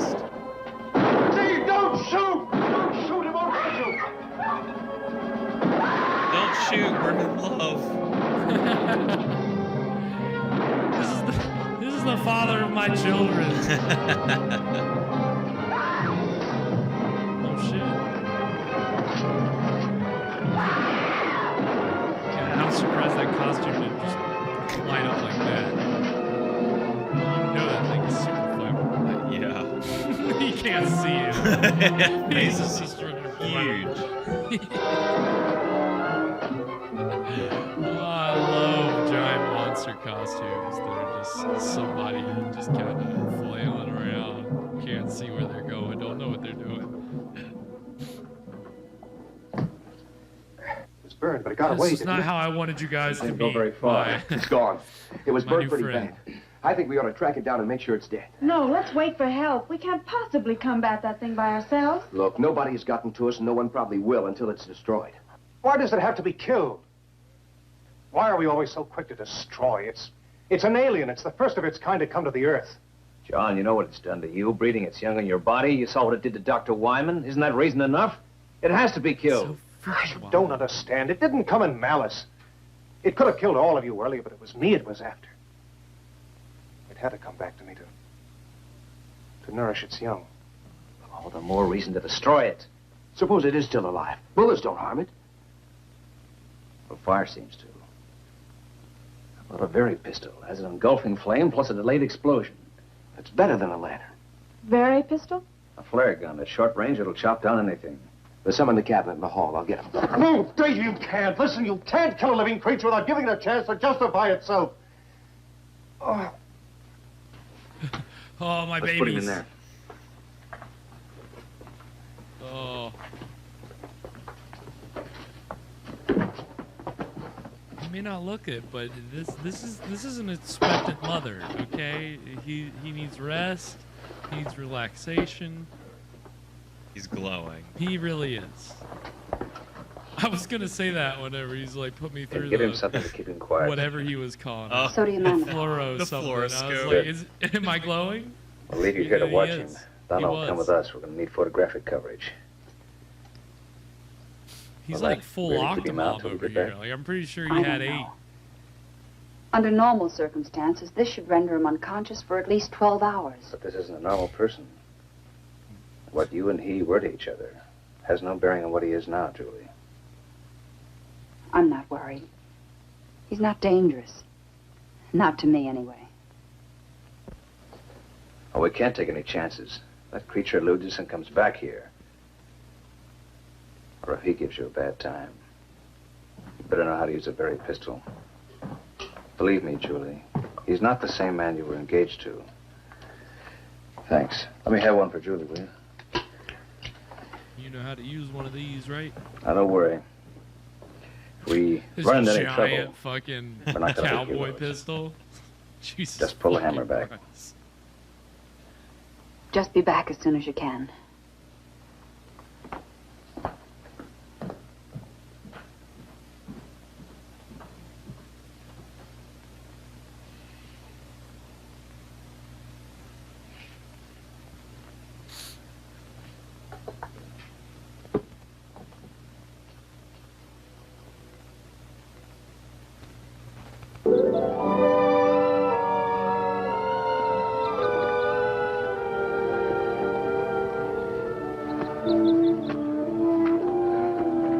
this fart's a lot healthier than I am.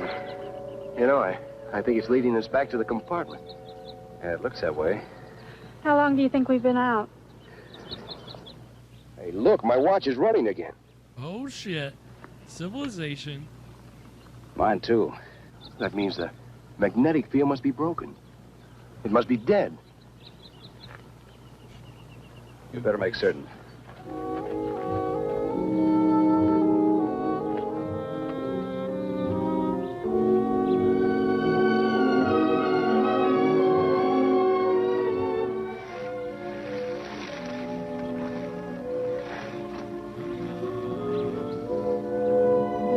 And that is going to take us to our second break.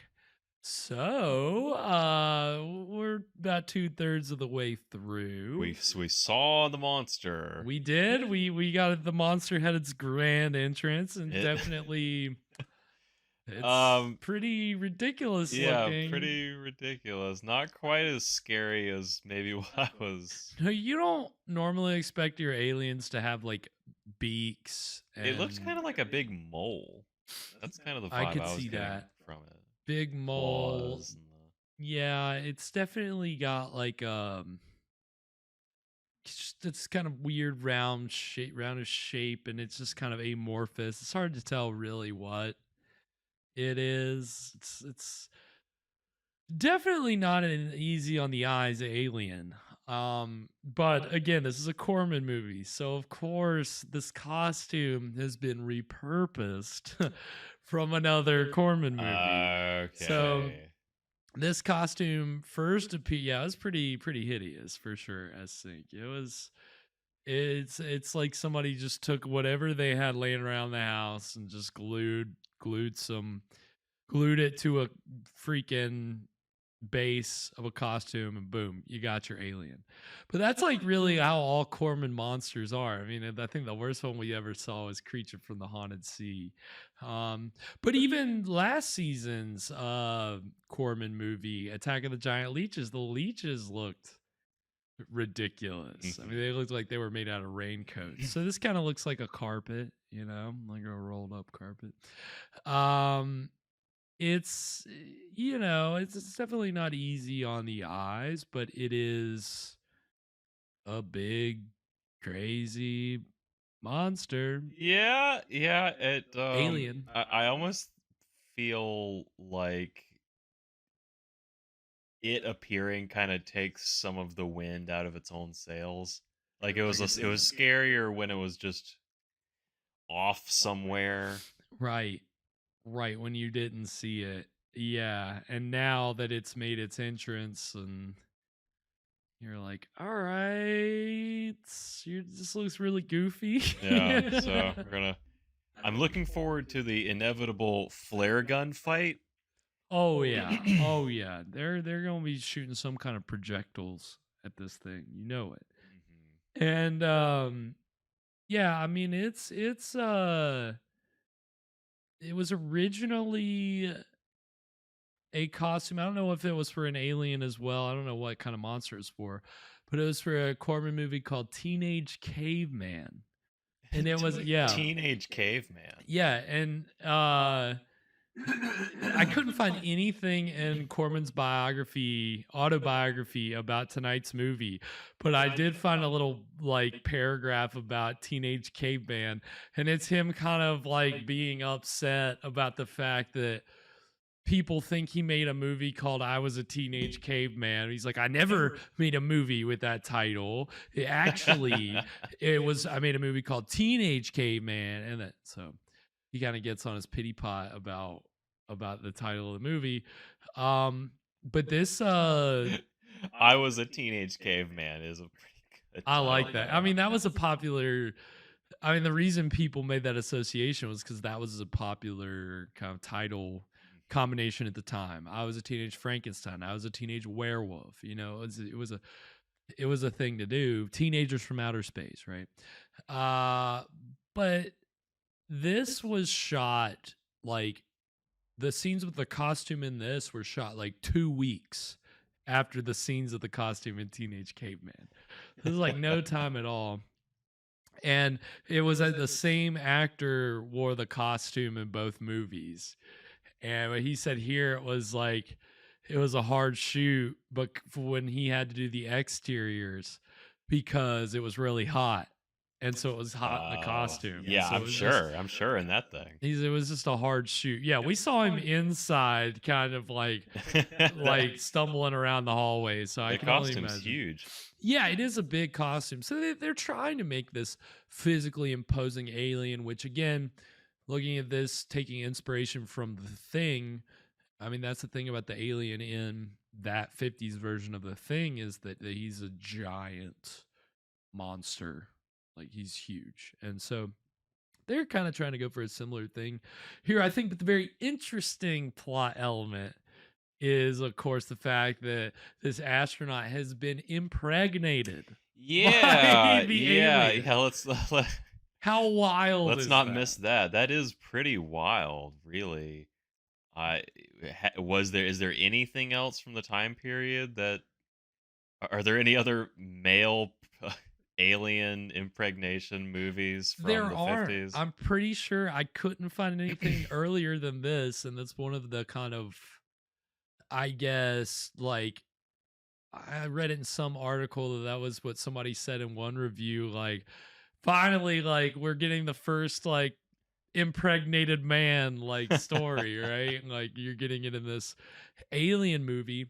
And so I don't think it's any coincidence that, of course, this same device, conceptual idea would go on to be used in the film Alien from 79, which of course is kind of the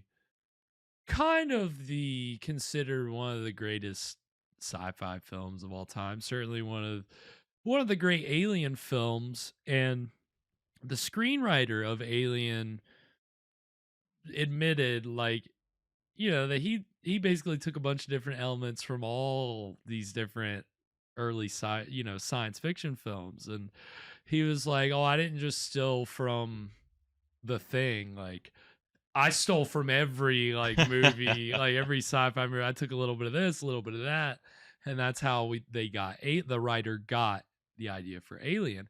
So I think it's very possible that that's where they got the idea from this movie. I mean, even the little aliens inside of him looked a little alien-ish with the tails. Yeah, and little alien seahorses. Yeah, little kind of seahorse-looking things. Yeah, I mean, that's just, there's a weird kind of design there that is similar to what you get in the movie Alien. Of course, if you don't know, if you haven't seen it, that's kind of the big thing in Alien is that they're like workers for a company, and they get a distress signal, and it's on this like abandoned planet, and they check it out, and one of the guys gets attacked and then impregnated by an alien.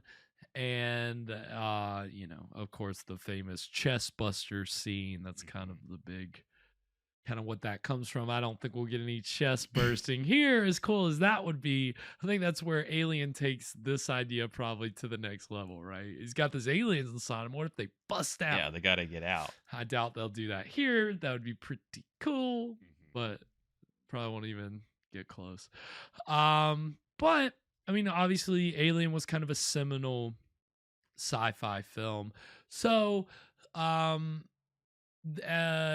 this break, we're going to be looking at some trailers for other films that inspired Alien. And again, Alien's kind of like an amalgamation of all these different sci-fi movies that came before it. So, you know, we saw the trailer for The Thing. I was going to show the trailer for Forbidden Planet, but it's kind of long. I couldn't really fit it anywhere without, like, it just kind of running a break too long. We're going to take a really long break. Yeah, I was like, it's almost a 4-minute trailer. So I was like, I just can't fit in. But that was an inspiration for Alien. I think it also might have been an inspiration for Star Wars, at least the trailer, because the trailer does like yellow text crawls against a starry outer space sky. Very similar font, and I think also uses the phrase "far away." So that was a little. I'd never seen the trailer for that before, so it was a little interesting. And it's definitely a space opera film with Leslie Nielsen before he went comedic. This was in his serious leading man days. And so I didn't have time for it. But it did influence Alien. Another film that influenced Alien, which we will see a trailer for, is Planet of the Vampires, which was an Italian film directed by Mario Bava, which American International Pictures dubbed and released in the United States. And it's very atmospheric, and it kind of has some similar plot elements to Alien as well. I think the screenwriter acknowledged some influence from that film. And the other trailer we're going to see is for a movie called Dark Star, which came out in the 70s and was actually directed by John Carpenter, who, of course, directed Halloween and a bunch of other great horror films. But Dark Star is like a sci-fi comedy that started as like a student film, and then it got short film, and then it got expanded into a feature. But the screenwriter for Alien either helped write Dark Star or acted in Dark Star. He had something to do with Dark Star and was like, "Oh, I want to do Dark Star, but like a serious version, like not a comedy." Although I think the trailer for this doesn't communicate that it's a comedy. Is that the one that has like the beach ball? The beach monster? ball, yeah, that's the beach ball monster movie. So yeah, if you've heard of the beach ball Alien, that's Dark Star, and that was kind of a direct inspiration for Alien. But again, the inspirations went all the way back to The Thing, the original version of The Thing. So, everybody's just ripping off from everybody else, but the plot device does seem to be original to this movie. I don't know if it had been done before, maybe in literature somewhere, but as far as movies go, it's a fun little thing. So we're gonna get these two trailers, and then when we come back, we'll get into the exciting conclusion of Night of the Blood Beast. So stick around, we'll be right back.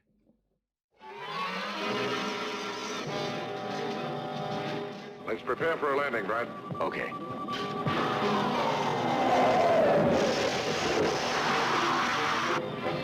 In a 40G gravity atmosphere, a strange thing happens to man's body and mind. Barry Sullivan and Norma Bengell take you into the most fantastic science fiction adventure ever filmed. Emergency! Emergency! Conditions desperate. Little chance of survival. Help us.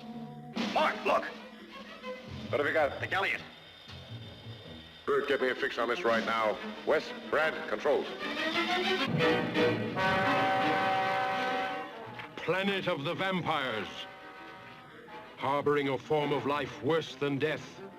Planet of the Bloodless. Creatures who take men's bodies, but attack like vampires.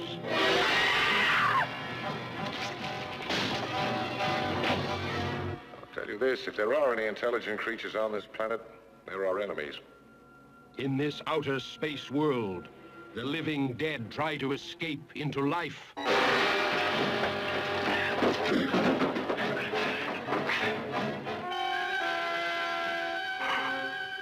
Salas? No, just his body. And I'm just one of many beings on this planet. And we're fighting to survive. It's imperative that our race continue to exist. We arranged for several of you to kill each other so that we could take over your bodies. You are our last chance. No, never.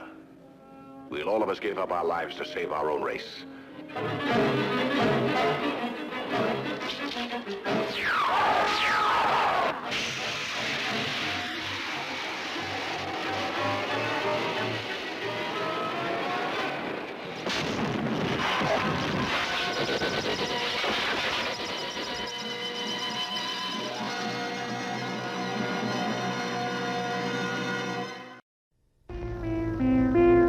It is the future.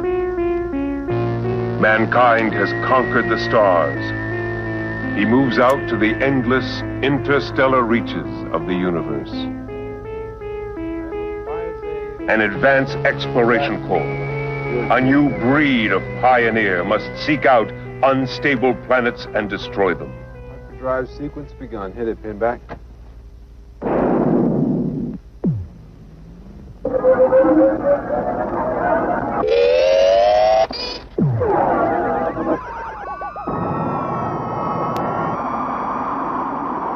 And you are on the mission of the 21st Century Planet Smashers. Dark Star. 20 years in space, 1 million light years from Earth. Their job is to clear a path for the colonization of space. Back home in Malibu. I used to surf a lot, Talby. I used to be a great surfer. Travel in an infinite universe with mind-melting excitement from beyond the stars.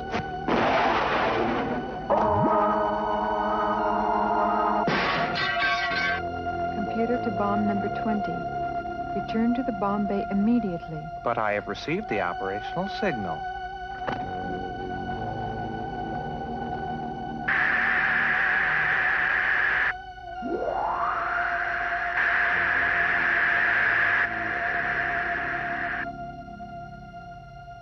Hello, Bob. Are you with me? I wish I had more time. Why don't you have more time? Because I must detonate.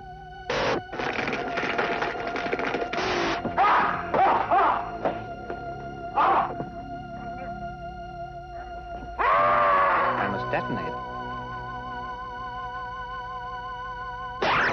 Commander Powell. Commander Powell, this is Doolittle. Can you hear me? What happened, man? Hey. Confirm. Power drive sequence activated. Roger retracted. Lock all defensive systems. Dark Star. They are not lost in space. They're loose. That's great. That looks fun. Yeah. So those are the trailers for what was it? Oh, Planet of the Vampires and Dark Star. And yeah, Dark Star looks fun. Haven't seen it. Now that makes me want to check it out. It is on Tubi. So there we go. If you want to check it out for free, you can go check it out over on Tubi. But it looks fun. And yeah, it's pre-Star Wars, so it's kind of crazy to see. Because it looks pretty Star Wars. Star Warsy it looks to be pre-Star Wars, but it is pre-Star Wars. And then I mean Alien was only like 2 years after Star Wars. So it's kind of crazy how quickly once space operas, sci-fi films became a thing. I mean, they started making leaps and bounds. And of course, I mean, Alien very much is a horror movie. That's the kind of the difference. That's why it's considered such a landmark movie, because it isn't just sci-fi, but it is really horror. And once the alien basically traps everybody on the ship and is picking them off one by one. I mean, that's where the horror comes in with these kinds of stories, It's just that dread of being trapped, and there's this unstoppable killing machine that you're kind of powerless against. And it's and the sci-fi element is that it's from a completely different planet, and you have no wherewithal to combat this thing. Yeah, so in tonight's film, I was getting those vibes right up until the point where it showed up. You're like, oh, we'll just knock it over, and then it won't be able to get up because I don't even think it has any arms. It's kind of low center of gravity. Yeah, I don't know. It's like a pretty terrible looking alien costume. We've established that it's pretty bad, but I mean, hey, we still got the alien baby daddy, and when I say baby daddy, I mean like the daddy who is going to have the babies, because we still got this astronaut over here who's got 8 aliens in his abdomen. I guess it's appropriate since they look like seahorses. Yeah. Yeah. I mean, they do look like seahorses, but I mean, I choose to think they look like the aliens from Alien. Little alien babies. Got little tails, man. Freaking crazy. Scary little suckers. So we'll see. Again, I'm not expecting any chest busting scenes. I won't get my hopes up. Again, for a movie called Night of the Blood Beast, we've had minimal blood, but we did get some. We got some. Guy got half his head ripped off. We didn't see that, but we did see the blood, so that was something. Some blood. Better than no blood at all. You got blood in the title. You better hope you give it a little bit of something. So we'll see if we get a little more bloody here as we get into the exciting conclusion. Anything before we get into the third act, Evan? Any predictions or how do we think? Who do you think this guy's going to give birth to these alien babies? Well, they've got to come out somehow. They I do. think. I don't think you can leave them in there. Yeah, I mean, again, that's the chest busting method is pretty cut and dry. Speaking of cut and dry, C-section. Maybe they'll go in. They'll give him an epi. They'll give him an epidural. They killed the doctor though. That's true. Well, there's the other one. Yeah, is she his fiance? Of the baby daddy? I think so. They've got some kind of relationship. Yeah. So yeah, it'd be really ironic if she has to perform the C-section on her fiance to get these alien She delivers her fiance's alien baby. That's so weird, man. It's so bizarre, isn't it? Like yeah. it's almost Men in Blacky. Like you make a sequel to this if this movie ends. Yeah, you're right. We've only got 20 minutes left. They may cut it out before we even see what happens to the alien babies. So that's where you do a sequel where the Men in Black come in. You get a whole fun little thing. We'll see what happens. I think if everybody's strapped in, you strapped in, Evan? I'm ready. Your belt tight over there. All right. Oh wait, hang on. Okay. All right. Yep. Get all that slack out of there. Good. There it is. All right. Yep. Suck in. All right. We're going to go ahead and get into the exciting conclusion of Night of the Blood Beast right now.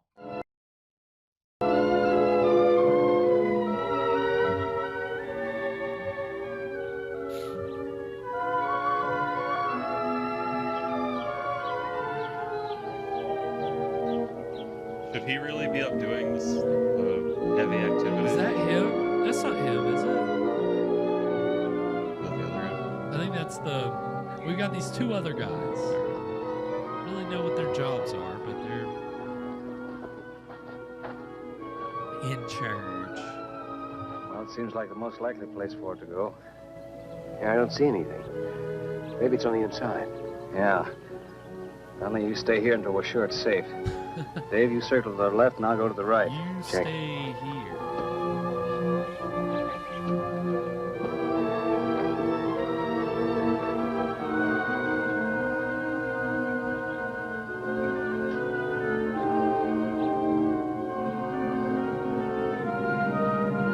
Start taking pictures. Come on, you got that camera for a reason. Start snapping.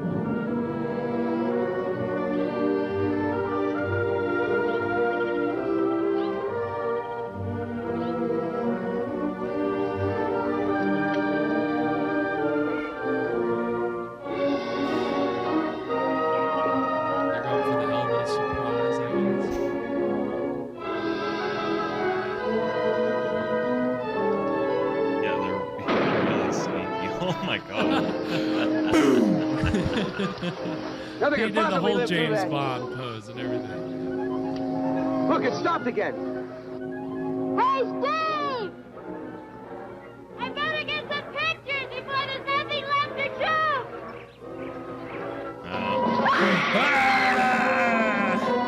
It was under the bridge.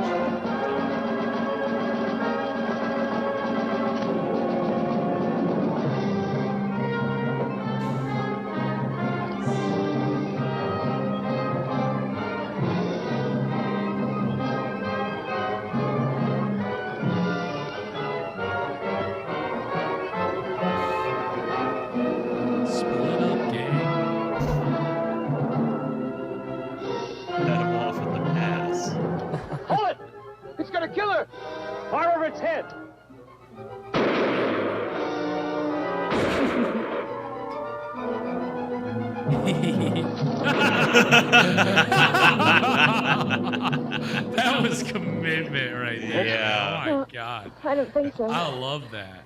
Could have All right, killed me. in this scene, I want you to just blindly jump into Probably this. would I have feel we like had to I chase could it off. see the actor's I'd have wound up face like just Wyman. like We better taking get back. that dive, man. Julie's all alone, and the monster may try and contact He the Aquarium just- again. Yeah, let's go. I guess the costume provides enough padding, you know? Yeah, it's like a crash scene. Yeah, that and some branches to kind of cradle his fall. I think he was fine. God, those do not seem like the guns that people in their jobs would have. They seem way too like antique, or I don't know. It just doesn't. Hey, is that just what flare guns Don't be look like afraid, back Joey. Is it a flare gun? That's what they are. They're flare guns. Oh, I'm not going to hurt you. it looks ridiculous. That wasn't meant for you. That was for the creature or whatever it is. Don't stare at me, Julie. I'm sorry, John. If what you say is true and I've been dead, I don't know what this means for us, but I haven't changed in my feeling.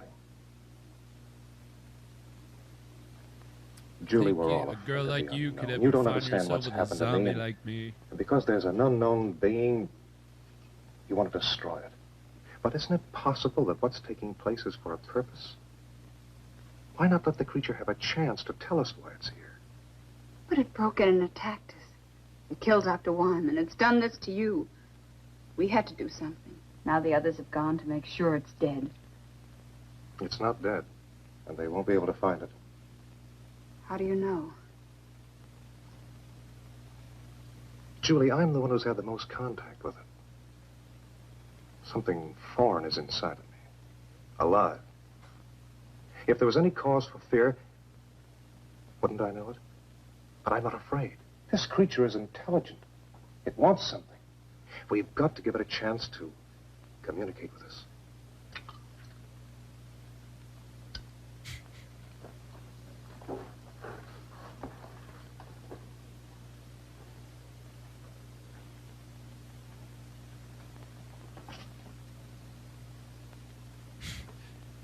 Yep, she knows she ain't getting him back. She knows this relationship is over.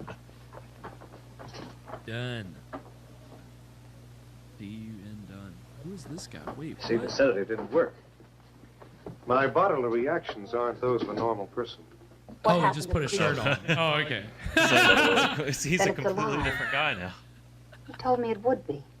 Somehow he knew. He seems so sure that it's not evil.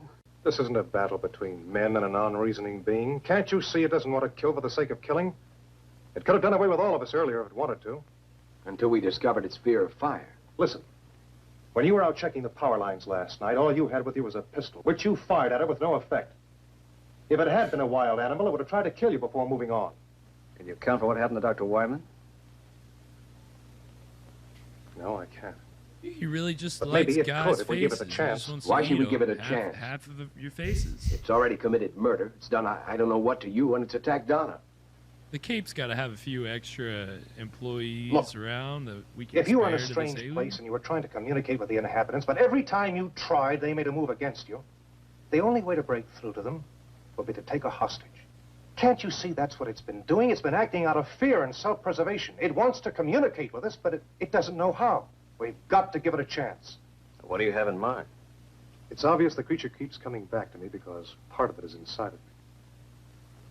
Why not let me lead us to it? In the daylight, in the open. Maybe he's got something. When we were out searching for the creature, our watches started running again. And then when we encountered it, they stopped. On our way back here, they became active again. And now everything's dead. Now, it's my guess that the magnetic disturbance originated from two different locations. One from the creature, and then from you. It might be the only thing that's keeping you alive. If my life has been given back to me, it's for a purpose. Trust me, and we'll learn why. If the creature isn't what you believe it to be and we're forced to kill it, then we have no indication of what will happen to you. I know. That's why it's important to let the creature make itself known before we take any action. All right. But if we follow Johnny's plan, we still have to be prepared. We've no way of knowing what can happen to us out there. Remember, we've agreed to give the creature every opportunity to prove itself. In the morning, we still We agree to gotta follow give him a Johnny's plan. chance. This is Never like start. that, like By that scene, time, maybe like, help you- will arrive. Dave and I'll stand guard. Yeah, we Let's see if do. you get as much sleep as you can. Will it come back here tonight? Yeah, he's this guy's really devil's advocate right now. I don't know.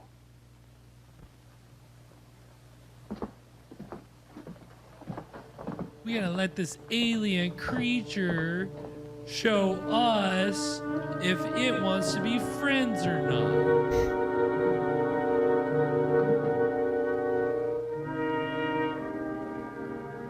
Even though it ripped a guy's head, half of a guy's head off. And this, let's see. Let's give it a chance. On his planet, that's just how they say I'm a hello. little worried about Johnny's plan. 'Cause that seems like a Futurama bit. Nobody's responsible for his actions. I'm sure It they might be a trap. If it is, this time we're going to be prepared. Come on. Okay, like 3, cigarette number 3. I was way off. He really slowed down. They really after did. They this. were hot out the gate. And, He was really stressed out. How about a Molotov cocktail? We fill it with gasoline and then use it as a hand grenade. That's the ticket.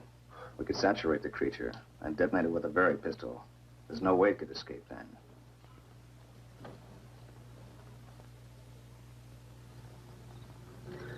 How many bombs are we going to make?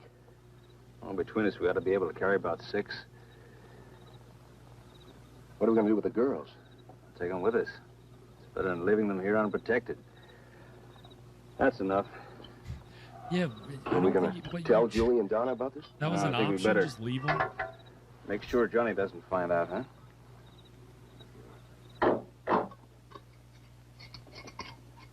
You ever seen any of these work before? Yeah.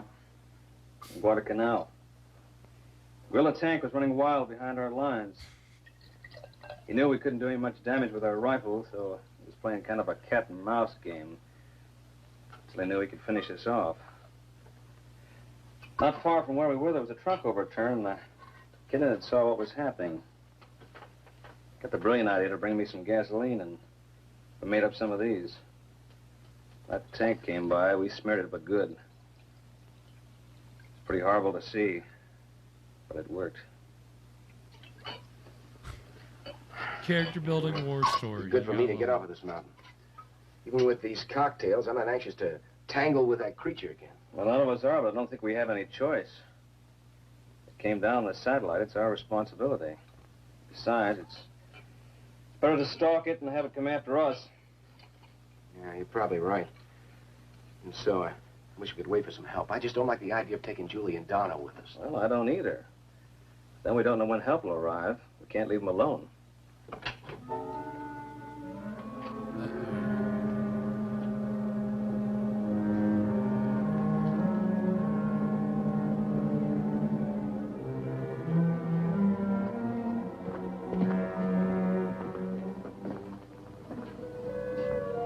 What are you doing here?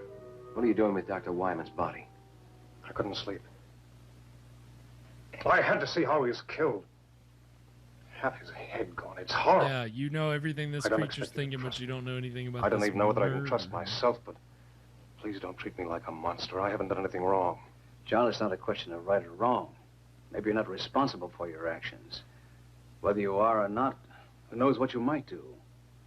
Look, John, don't you realize this unknown creature is using your body as a breeding ground? We don't know what to expect.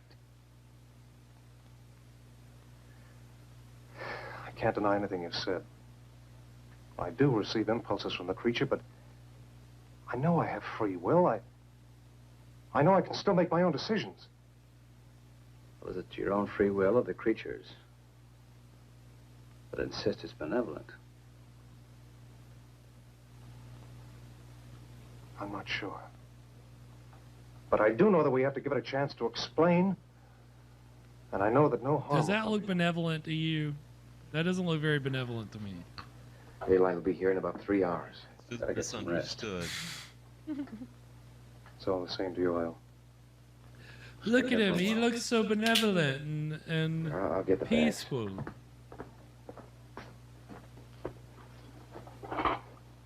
Meanwhile, I can't imagine how that thing is struggling to breathe on the Earth's You will give it a chance to explain. atmosphere. We'll give it a chance.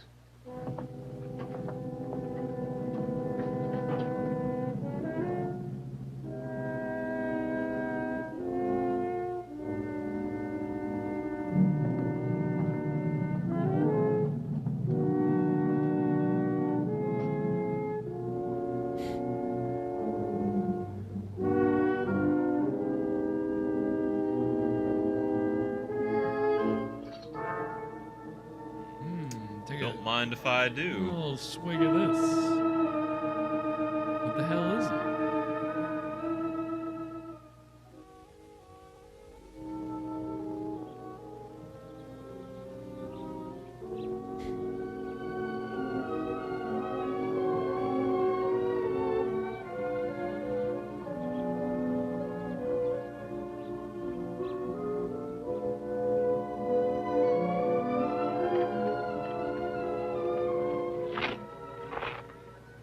The creature isn't far away.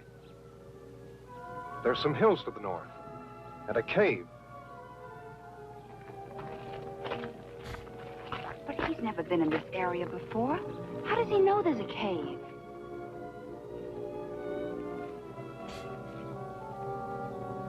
Think about it.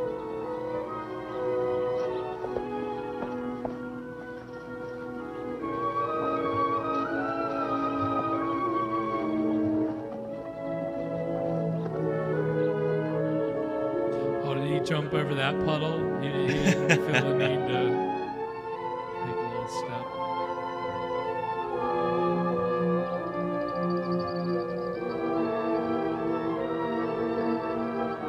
When you're in California, you probably just like the sight of water. That's true. Get a little excited and go splash.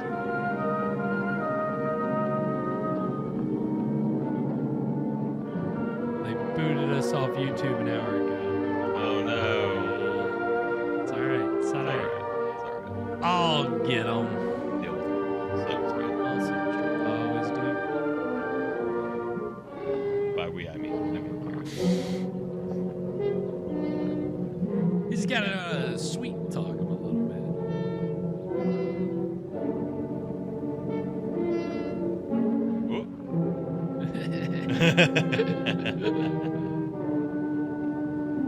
God, please don't let me fall. Please don't let me blow this take. We only got one shot at this, guys. This is a Corman picture, okay? Wait, if you can't slow down. It was not scripted. It's in there. Julie, Donna, stay there. There's nothing to fear. We're not going to take any I don't unnecessary think chances. that was scripted. The girls will wait here. Okay, you lead the way. You're going to give it a chance. You're not going to kill it. You promised. You're not going to kill it.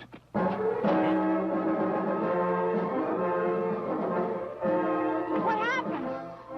Why did you let him go? We couldn't stop him. Oh,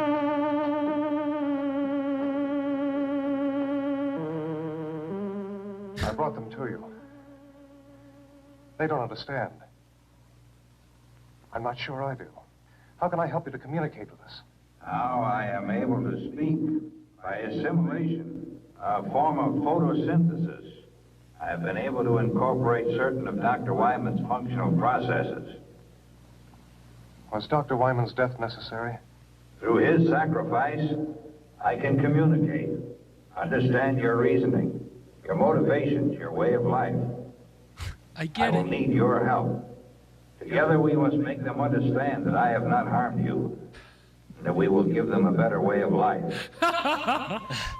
Says this thing with his giant claws and his fucking shark eyes. Yeah, I'm getting some mixed messages here. I will not harm you. Look! It's alright, guys. Listen. He said he's cool. Please listen. We're friends. Do not be afraid. I am not here to harm you. We're too far away. Let's move in. Gotta get a better shot. I'm not here to harm you. We gotta get a better vantage point so we can take this guy out.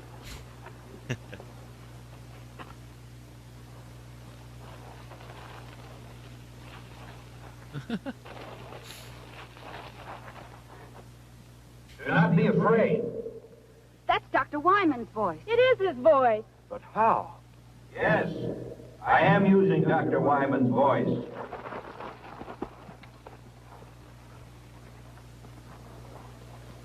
I have been able to master the use of many of his faculties. With his voice, I am able to communicate with you. You killed him! He is not dead. Not dead. He has gained something more than life as you know it.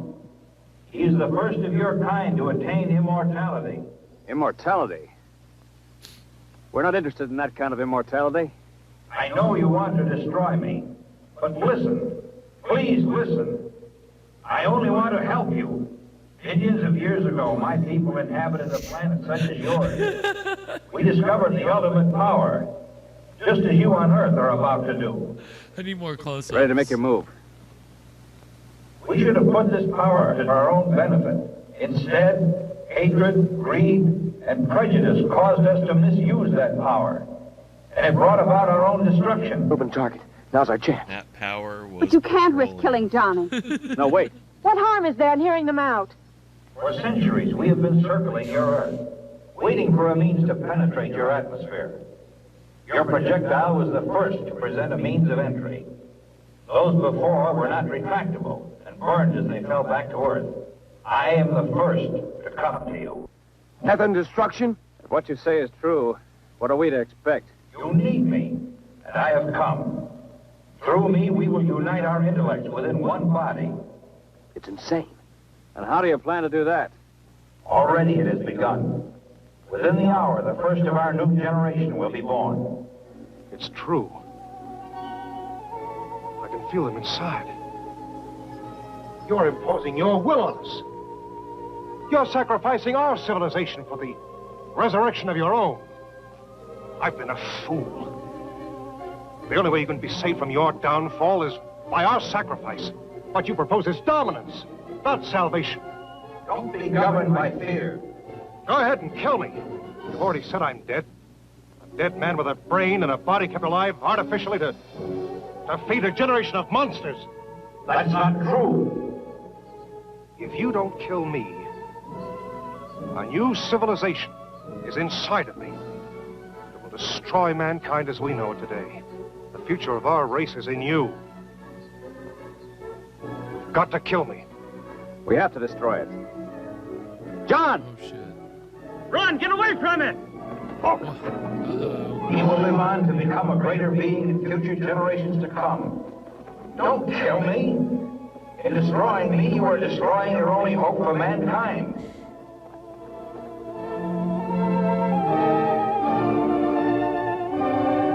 You've got to kill me! Do it, throw it.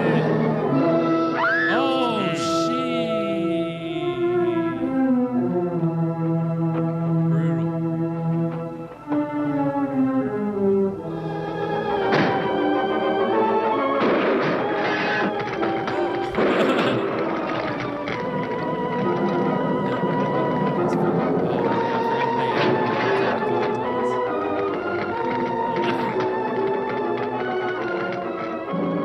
Not really shocked that thing is not going to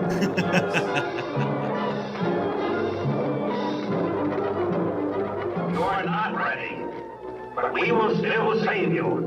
In your quest for self-destruction, you will send up more satellites, and we will be there, waiting to come again.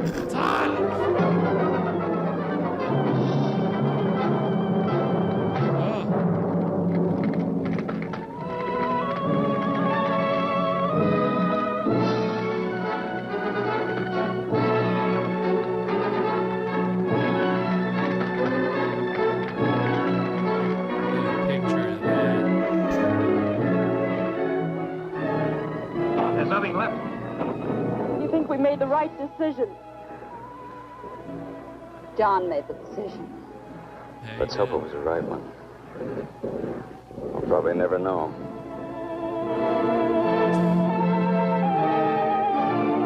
Did we make the right call? Should we have let the next generation of aliens just kind of take over and make our planet more peaceful and prosperous? We'll never know. Could have been cool. Wow. Well, that was... Oh my God. Night of the Blood Beast. Oh no, I hate it when that happens. Yeah, I'm always afraid that's gonna happen, but I usually always get it. That's the first time that I've that's the first time that I've blanked. So yes, that was Night of the Blood Beast. So what did we think, Evan? Man, I wasn't expecting the monster to talk. No, that definitely came out of left field. Yeah, the ending was not what I was expecting. I come in peace. Yeah, I mean, it justifies why he ripped half that guy's head off. Yeah. I kept wondering, like, why'd he do that? Why'd he do that? And it's like, I mean, he had a reason, but he still killed him. He did. Yeah, he still ripped half his head off. But yeah, this is. I mean, I guess you gotta break a few eggs to make an omelet. But oh yeah, he was ready to break. If by eggs you mean the people at that base, he was ready. He was ready to break all the eggs. I mean, he's like, I'll just absorb all you guys. We'll just all be one, one being. It'll be better that way. And like, no, we Americans, we believe in individual freedom. Yeah. Do you think this was an allegory for communism? Oh, absolutely. It wasn't everything in the 50s in America. It wasn't at all an allegory for communism. Assimilate? I'll never assimilate. Yeah, I mean, that was essentially it, right? That's what this guy was bringing, and they're like, we don't want any of it. We're not buying it. And I mean, yeah, the fact that he was trying to so eloquently put his point, it just wasn't gonna happen. They weren't having any of it. So poor alien. We never got his name. It would have been nice to get something from it, because it was. I mean, again, hey, he talked, so I'm like, all right, this alien was trying to. It's just funny, even that the alien's trying to give some kind of justification. Yeah, the fact that the host guy was going on for so long about, we got to give it a chance to explain itself. Yeah. Like, he said that so many times. Yeah. Like, I guess that maybe kind of foreshadowed that it wasn't just going to be like a fight and then the end of the movie. Yeah, that's true. It wasn't really usually that's kind of how these things go. Yeah, some kind of big climactic battle, a bunch of like tit for tat, and then it's a big kind of the big kill. But yeah, we kind of had a lot of we had a really talky showdown. Very dialogue heavy confrontation to round out the third act. It's, I mean, it's still all very interesting. Just it the is an fact interesting that movie.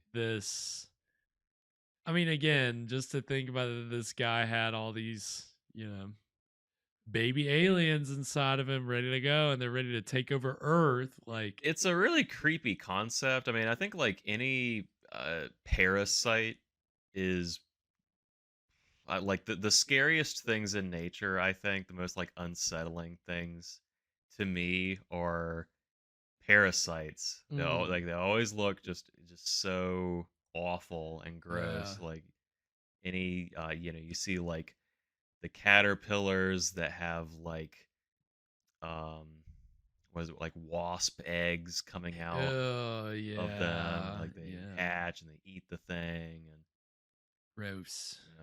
Yeah, I mean, no, it's unsettling, right? That idea that something can just kind of consume you completely, take you over and control you, like use you up until there's literally nothing left of you. And even then, yeah, in the case of some of those insects, even when you're like, you're basically dead, but that parasite is like just kind of like operating your brain to use your body to, like, that is just some wild ass shit. Nature's crazy. If this movie taught us anything, space be crazy. But you know, I mean, yeah, they're definitely playing with some interesting concepts here, and definitely a little light on the action, but big on the ideas, which Yeah, maybe a little light on the. I mean, I guess it's gotta remind myself it's not horror, it's sci-fi, so it's not. I shouldn't expect it to be super scary, but I kind of wish it was. yeah, I mean that's Like always especially with the Thing comparison, right. the build up that they kind of got in the first act led me to believe that they were going for a more suspenseful, Right. slow burn kind of thing. Right. And yeah, it is interesting how much like it really seemed like they were giving us a lot in that first act, but they did build it up like and they got it all out there pretty fast. Yeah, I mean any kind Yeah, of that's a scary alien one. The alien parasite. parasite. Yeah, I only watched the first episode of Cabinet of Curiosities. I gotta see. I think that the alien parasite episode is probably the best one. Yeah, oh really? Oh, okay. I mean again, it is a concept that I think people can always kind of play with and have a different spin on, and do something a little different. I mean, again, you know, Stephen King played with it in Creep Show. You know, the meteor lands in the farmer's backyard, and it's just this parasite. It's like a green vegetation that just starts growing all over everything, including the farmer, who's played by none other than Stephen King himself in what is a really weird performance. He's really hokey and over the top, and it's like, why is the writer of this like choosing to be really, really in the dumbest story and play the dumbest character possible? Was that before or after he was on coke? This might have been right at like the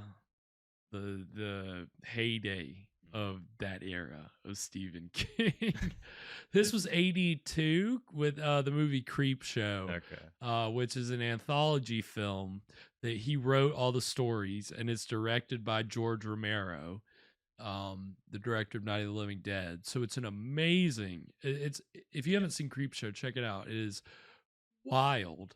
But the second segment is about this like meteor that has this alien parasite in it, and the farmer who is the unfortunate recipient of this parasite is played by Stephen King, and he sounds like The Color Out of Space. Yeah, it is. It is kind of a little Lovecraftian in a way, but it's really goofy, and it's like Stephen King is. It's like the most comic story in the movie.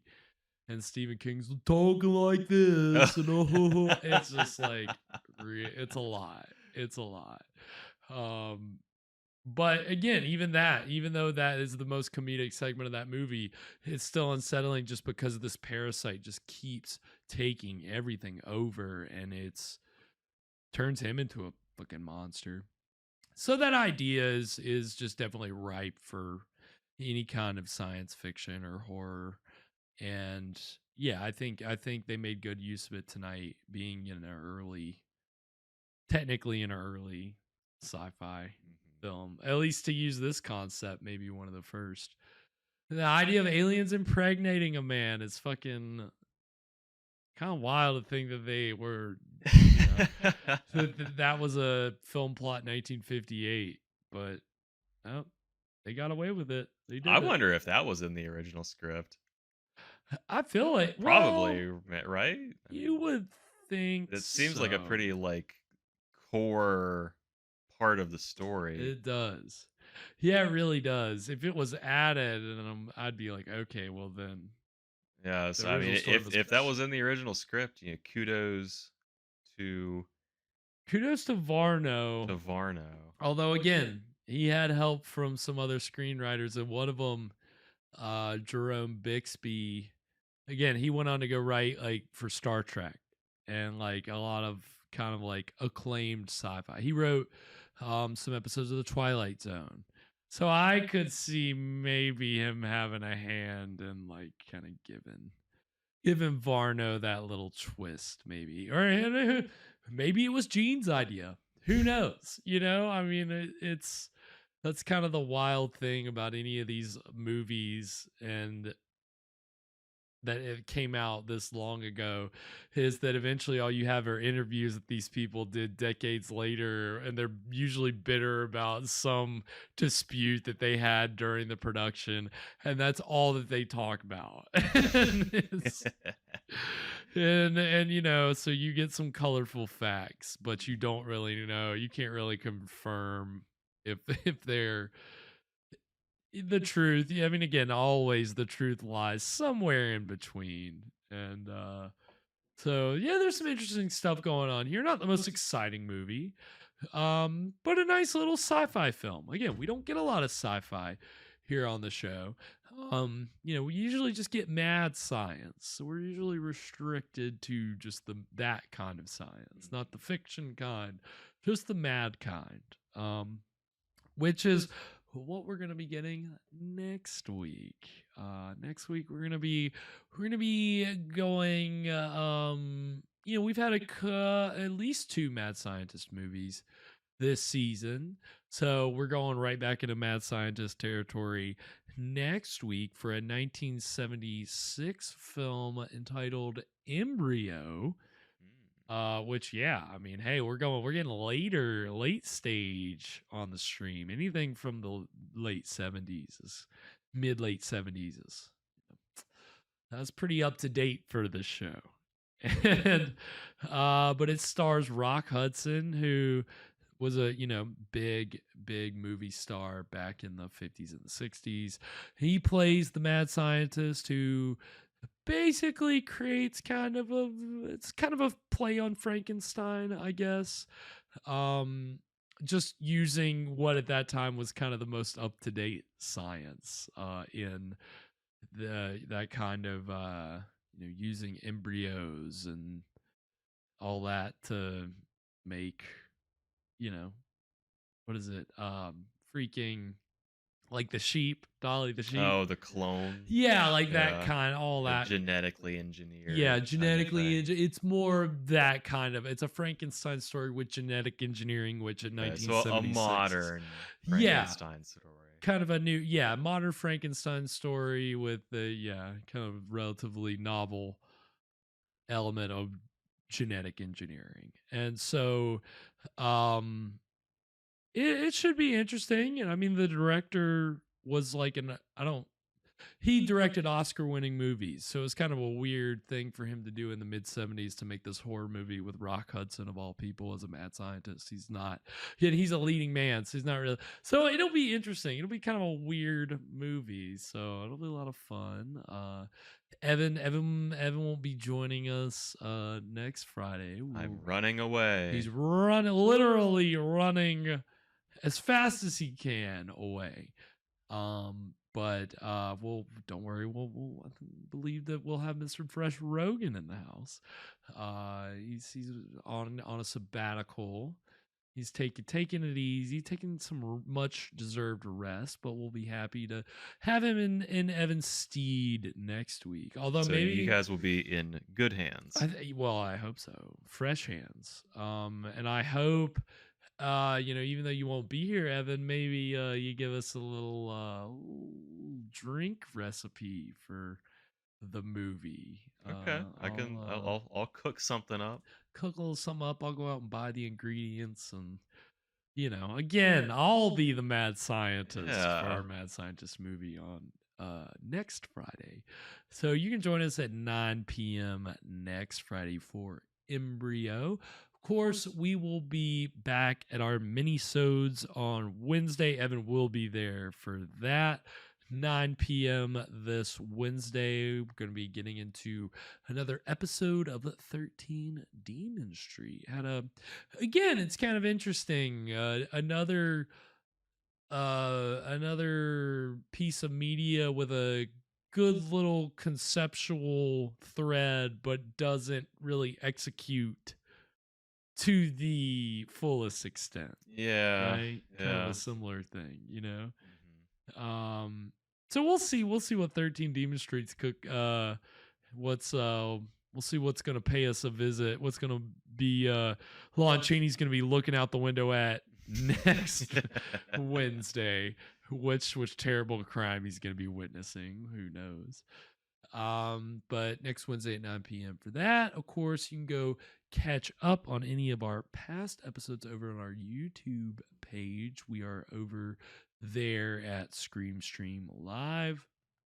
Of course, you can go follow me over on Twitter. I'm just going to have to start saying X. It is easier to say X. I just don't want to, but it is X.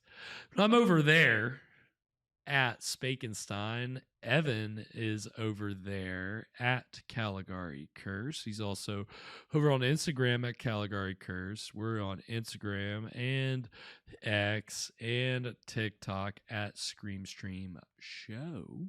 Thanks everybody so much for tuning in tonight. S-Sync, thank you as always. Very good to have you watching this evening, tuning in. Thank you, Evan, as always. Anything before we sign off tonight? Legalize alien abortion. Whoa, getting political at the end of the show. Whew, all right. Well, until next time, sweet screams, everybody. And to all, a good fright.